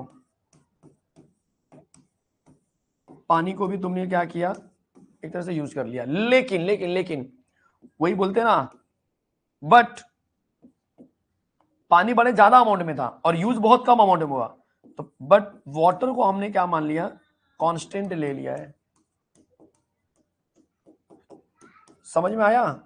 बस यही रीजन है, यही हल्का फुल्का रीजन है कि K इंटू के डैश और ये बन जाएगा CH3 COO C2H5 और उसके बाद जो आंसर बनता है तो आपको मिलता है रेट इक्वल टू, ठीक है, एक काम कर सकते हैं, इसको डैश कर सकते हैं, इसको डबल डैश कर दो, इसको डैश कर दो, इसको डबल डैश कर दो और एंड में हम क्या करेंगे, सिंगल K ले लेंगे। Therefore rate equal to K, फिर ये बन जाता है सिर्फ पहला ऑर्डर वाला रिएक्शन, ये इस तरह से, hence the reaction is, hence this reaction is first order reaction. क्या ये बात एकदम बढ़िया से समझ में आएगा सबको? कोई दिक्कत हो रही है? कोई दिक्कत नहीं है, बीच में थोड़े से स्लाइड से मैंने ब्लैंक डाले हुए हैं, ठीक है। तो 44 से आपका चालू हो रहा है नया, collision theory of biomolecular reaction. ये पूरा थियरी से भरा हुआ कंसेप्ट है, इसमें एक छोटा सा डेरिवेशन है नो डाउट, ठीक है, लेकिन थियरी से भरा हुआ कंसेप्ट है और इजी कंसेप्ट है, आप ट्रस्ट करो, एकदम इजी कंसेप्ट है। सर पिछला स्लाइड दिखाओ, पिछला स्लाइड नितेश, पिछला स्लाइड दिखाओ बच्चे आपको, ये ले बच्चे फटाफट देख लो, जल्दी से दिमाग को चला लो, यस फटाफट चला लो, दिमाग में सेट कर लो, inversion of sucrose also, yes बच्चे बिल्कुल सही जवाब, बिल्कुल सही जवाब। अगर आपने बोलते ना कि शक्कर में जो पानी मिलाते हैं जिससे ग्लूकोज और फ्रुक्टोज बनता है, आपने क्या हुआ बायोमोलिकुलर चैप्टर में, वो वाला भी यही होता है। सर पिछला स्लाइड दिखाओ, पिछला मतलब और पीछे, ये ले बच्चे ग्राफिकल जल्दी कर मेरे भाई, 5 मिनट में चैप्टर खत्म होने वाला है। यस चलो तो आगे बढ़ते हैं। कोलिजन थियरी, थियरी इंफॉर्मेशन है, थियरी इंफॉर्मेशन है, बस आपको थोड़ा सा ओरली समझ के लेना है क्या है इसके अंदर। आप बोलेंगे collision theory of biomolecular reaction, मतलब इसके अंदर सबसे पहले आता है एक्टिवेशन। अगर मैं एक्टिवेशन की बात करूं तो मैं बात कर रहा हूं एक्चुअल में कि भाई कोई बंदा है जिसको मिनिमम कितनी एनर्जी चाहिए उस काम को करने के लिए। जैसे कि आप अगर यहां पर हो, ठीक है, अगर आप यहां पर हो चलेगा, अगर आप यहां पर हो for example, just an example के लिए बोल रहा हूं, और आपको कॉलेज जाना है और आप बहुत थक गए हो, तो आप बोलेंगे सर, मतलब घर में बोलेंगे मम्मी पापा जो भी हैं कि आज मैं कॉलेज नहीं जा रहा हूं, ठीक है, आज लेक्चर कुछ होने वाला नहीं, बहाना मार के बैठ जाएंगे। आपकी हिम्मत नहीं हो रही है जाने की, ठीक है, आपकी हिम्मत नहीं हो रही जाने की, तो यहां पर एक सिचुएशन आ गया कि आपको उतनी एनर्जी नहीं है जितना मिलना चाहिए, जितना होना चाहिए, ठीक है। लेकिन अगर आपके पास उतनी एनर्जी होती जितना कॉलेज जाने के लिए रिक्वायरमेंट है तो आप जरूर चले जाते। अब कुछ लोग बोलेंगे नहीं सर हमारे पास एनर्जी बहुत होती है, तो भी हम नहीं जाते क्योंकि वहां पे पढ़ाई नहीं होती, तो हम घर पे बैठ के पढ़ाई करते हैं, दैट इज सेकेंडरी पार्ट, वो तो ऑब्वियस लॉजिकल बात है। लेकिन मैं फिलहाल बात कर रहा हूं कि एक कंसेप्चुअल पार्ट की, कि कोई भी अगर एक छोटा व्हीकल भी आप लेते हो, उसको जब आप चलाते हो इस तरह से फोर्स देकर, थोड़ा सा हाथ से फोर्स देते हैं और उसके बाद जो है कि वो गाड़ी आगे जाती है, तो अगर आपको गाड़ी को यहां से वहां तक पहुंचाना है तो आपको उतनी एनर्जी तो देनी पड़ेगी ताकि वो डिस्टेंस कवर कर सके। आपने हल्का सा दिया, ऐसे हाथ से एकदम थोड़ा सा धीरे से टच किया, तो वो उतना डिस्टेंस तक नहीं जा पाएगा, मतलब वहां तक पहुंचने के लिए मिनिमम एक अमाउंट ऑफ एनर्जी रिक्वायर्ड है जो आपको देना पड़ेगा, और उसी को बोलते हैं एक्टिवेशन एनर्जी। मतलब पार्टिकल को अपनी जगह छोड़ने के लिए, पार्टिकल को अपनी जगह छोड़ने के लिए भाई बाय डिफॉल्ट उसको एनर्जी चाहिए ही चाहिए, वो एनर्जी जो उसके पास रहेगी उसको बोलते हैं एक्टिवेशन एनर्जी, जिसकी वजह से उसको काइनेटिक एनर्जी मिलती है या जिसकी वजह से वो यहां वहां मूव कर सकता है। तो for the reaction to occur the colliding reactant molecules must possess minimum kinetic energy, मतलब कि जो रिएक्टेंट आपस में चिपकने वाले हैं आके उनके पास काइनेटिक एनर्जी होनी चाहिए, और वो जो मिनिमम काइनेटिक एनर्जी होगी कहीं ना कहीं उसी को हम बोलेंगे द मिनिमम काइनेटिक एनर्जी, जो चलने की एनर्जी है उसको ही बोलेंगे एक्टिवेशन एनर्जी। और reaction would occur only if colliding energy जो होगी या possess kinetic energy more than और equal to activation energy. Obvious सी बात है, अगर गाड़ी को यहां से वहां तक जाना है तो उसकी एनर्जी जो है एक सर्टेन अमाउंट जो हमने डिसाइड किया उससे इक्वल या तो उससे ज्यादा होना चाहिए, एकदम सिंपल सा काम है। यस कोई दिक्कत? ये थियरी इंफॉर्मेशन है। ओरिएंटेशन में क्या होता है sir, orientation of reactant molecule मतलब कि कोई भी रिएक्शन होने के लिए क्या कंडीशन होते हैं। जैसे ए में मैंने बीसी मिलाया है, देखो इस तरह से सीबी के रूप में दिख रहा है, बट आंसर में A B plus A B बन रहा है, सी बाहर जा रहा है, तो ऑब्वियसली ए और सी का ओरिएंटेशन नहीं हो पाएगा। ए और सी का ओरिएंटेशन मतलब ये पास में आएंगे तो they do not lead to reaction, चलेगा, क्योंकि आपको प्रोडक्ट में बी बनना चाहिए। इसका मतलब कि जो कोलिजन होगा ए के साथ वो सी का जो approaching towards A would not lead to reaction, ऐसा होने वाला है। अब ऑब्वियसली बात है कि अगर ये इसके साथ नहीं होगा तो फिर किसके साथ होगा, no reaction will takes place, the reactant molecule would collide and separate, बस सिंपल, आएंगे जाएंगे, आयाराम गायाराम हो गया। लेकिन अगर वही उल्टा हो गया, बी के साथ हो गया, तो ये बी ए के साथ क्या होगा बच्चे, ओरिएंटेशन सक्सेसफुल हो जाएगा, the reaction is successful as the result of proper orientation of C B and the fraction of such collision brings forth conversion of a product, मतलब रिएक्टेंट टू प्रोडक्ट, चलेगा, sorry reactant to product, कोई दिक्कत check कर लो, ऐसा समझ में, reactant to product दिखाई दे रहा है। तो ये बेसिक इंफॉर्मेशन अगर ओरिएंटेशन आ गया तो ये आपको क्या बताएगा, ये आपको बताएगा कि भाई किस तरह से आप करने वाले हो, चलेगा, कोई दिक्कत, यस। नेक्स्ट क्या है सर, पोटेंशियल बैरियर, मतलब कि कितनी मिनिमम एनर्जी आपको आनी चाहिए, वही सेम जो मैंने पीछे बताया एक्टिवेशन वाला। अगर आप व्हीकल को धक्का मार रहे हो तो आप समझो, मान चलो कि 5 न्यूटन अगर आप फोर्स लगाएंगे अपने हाथ से, तब वो छोटी सी गाड़ी जो कि उस डिस्टेंस तक जाएगी। लेकिन मान के चलो कि बीच में कुछ ऐसी चीजें आ गई जिसकी वजह से 5 न्यूटन फोर्स तक आपकी गाड़ी पहुंच ही नहीं पा रही है, आप फोर्स लगा रहे हो लेकिन 5 न्यूटन तक नहीं पहुंच पा रही, तो क्या गाड़ी वहां तक जा पाएगी, नहीं जा पाएगी। तो आपको कुछ यहाँ पर क्या है, कुछ मिनिमम रिक्वायरमेंट है कि 5 Newton is the barrier, 5 Newton आपके लिए रुकावट है, अगर 5 से कम हुआ तो गाड़ी नहीं जाने वाली उस डिस्टेंस तक। तो वही यहाँ पर बोला गया है कि पोटेंशियल एनर्जी बैरियर, मतलब सेम चीज बोला गया कि किसी भी चीज को अगर आपको ओवरकम करना है, पाना है, तो आपको उस लेवल को पार करना पड़ेगा, 5 न्यूटन वाले लेवल को पार करने का तो ही गाड़ी आपकी उतना डिस्टेंस कवर कर पाएगी। अगर मैं रियल लाइफ की बात करूं तो हमारे लिए भी बहुत सारे बैरियर होते हैं, बैरियर मतलब रुकावट हमारे लाइफ में, जैसे कि केमिस्ट्री के लैब बहुत सारे बच्चे बोलेंगे सर हमारा ये चैप्टर बैरियर है, रुकावट है, मेरे को अच्छे मार्क्स लाने में रुकावट है वो, तो आपको वो चैप्टर पढ़ना ही पड़ेगा, तभी आप जो है कि अच्छा कर पाएंगे। आप समझ रहे मैं क्या बोल रहा हूं, ये सारे बच्चे समझ रहे मैं क्या बोल रहा हूं। तो बैरियर का मतलब रुकावट है, उस रुकावट को तोड़ना पड़ेगा, उसको हटाना पड़ेगा, उससे आगे आपको बढ़ना पड़ेगा, समझ में आ रहा है, यस। तो यहां पर ये वही चीज स्पेसिफाई करना कि पोटेंशियल एनर्जी बैरियर, जहां पर बोलेंगे energy barrier between reactant and product is shown in 6.7, तो ये फिगर आपको दिया हुआ है, the reactant molecules need to climb up and overcome this before they converted to product, product convert होने से पहले आपको उनको एनर्जी उतनी उनको देनी पड़ेगी, and the height of the barrier is called as activation energy, वही सेम हो गया ए जिसकी मैं बात कर रहा था। दस द रिएक्टेंट मॉलिक्यूल्स जो होंगे transform to product only if they possess energy equal to और greater than such activation energy, obvious सी बात है, मेरी गाड़ी उस लेवल तक तभी पहुंच पाएगी जब मेरी एनर्जी हाथ के द्वारा दिया गया फोर्स जब मेरा उस पर्टिकुलर अमाउंट से ज्यादा या कम रहेगा, समझ में आ गया, कम नहीं रहेगा, सॉरी ज्यादा या इक्वल रहेगा, ज्यादा या इक्वल रहेगा, गड़बड़ मत करना।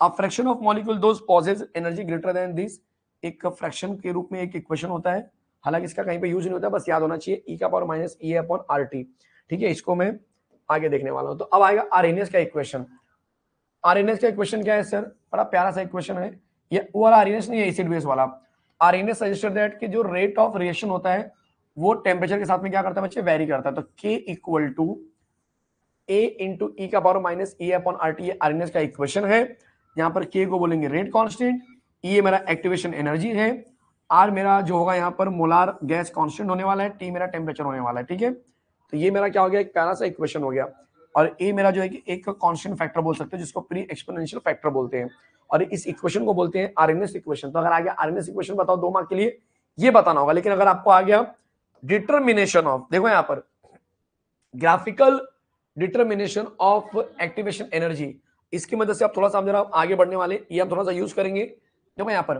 ग्राफिकल रिप्रेजेंटेशन या ग्राफिकल डिटरमिनेशन, ये जो इक्वेशन था ना, इसके पहले जो मैंने बताया था आपको, क्या था भाई इक्वेशन, K इक्वल टू, बोलो क्या था, E का पावर माइनस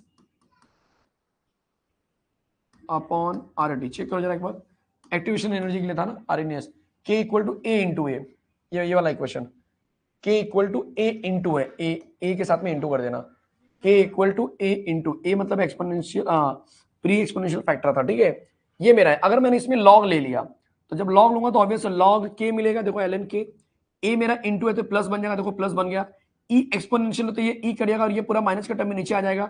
समझ में आया? लॉग का पैटर्न पता है आपको, पावर वाले आगे आ जाते हैं।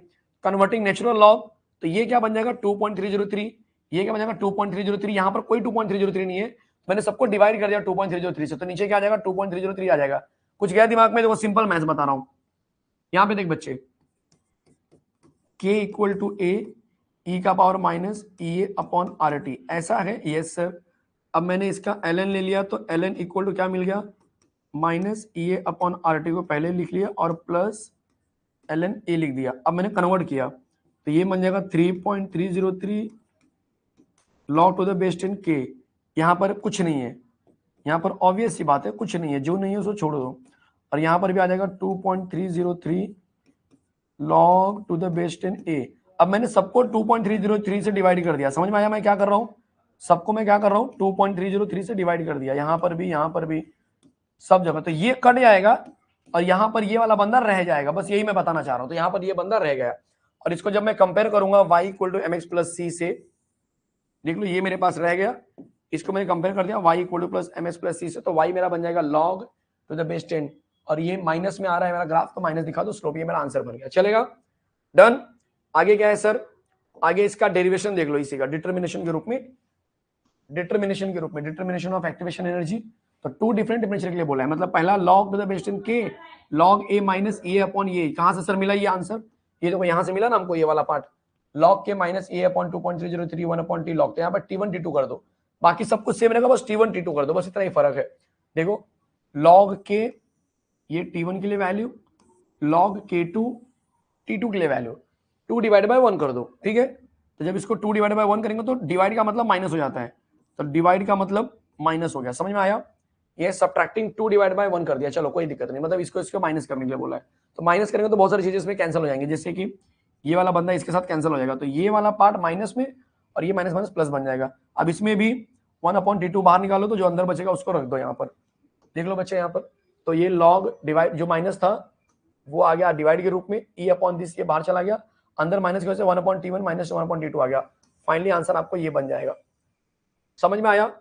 समझ में आया क्या? पहले वो बताओ, कुछ गया दिमाग में? कुछ गया दिमाग में तो बोलो। कोई कंफ्यूजन है किसी को भी? बस 2 मिनट यार, 2 मिनट, बस 2 मिनट। अरे 10 मिनट में थोड़े मैच खत्म हो जाएगा यार। लास्ट है effect of catalyst, no doubt. Effect of catalyst में क्या बोलना है? बोलो। इफेक्ट ऑफ कैटलिस्ट में बोलना है कि कैटलिस्ट वो चीज होती है जो रिएक्शन में यूज नहीं होती है, रिएक्टेंट में यूज नहीं होती, फिर भी रेट ऑफ रिएक्शन क्या करती है बच्चे?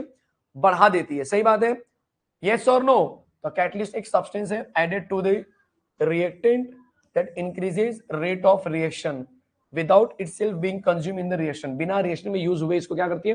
बढ़ा देती है। और इसमें खास बात यह है कि अगर कैटलिस्ट यूज किया है तो जो एनर्जी यूज होती है, जो एनर्जी लगती है वो कम लगती है, आया समझ में? और अगर कैटलिस्ट नहीं रहेगा तो हमको एनर्जी ज्यादा देना पड़ता है। और इसी का हमको क्या है बच्चे? एक प्यारा सा ग्राफ है, देख लो ये लास्ट पॉइंट। तो this graph compares the potential energy barrier for catalyst and uncatalyst barrier. तो अगर मैं अनकैटलिस्ट की बात करूं तो ये मेरा ये होगा ज्यादा वाला, और इसी क्या कैटलिस्ट के लिए है, बस ये तुमको बताना है। आया समझ में? कोई दिक्कत, कोई doubt? This is the end of the chapter, end of the content.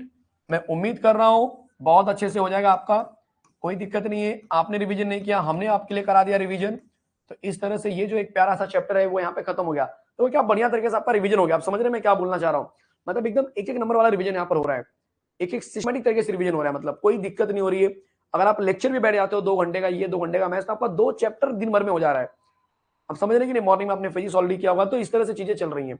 Topper batch का लेक्चर आज है रात को 10 बजे से 11 बजे, ठीक है? मिलो, वहां पर धमाल करने वाले हैं। ऑलरेडी हमने चैप्टर शुरू किया है, मजा आने वाला है एकदम, ठीक है? चलो मिलते हैं नेक्स्ट टाइम। चलो बाय बच्चे, बाय एवरीवन, बाय, मिलते हैं नेक्स्ट टाइम।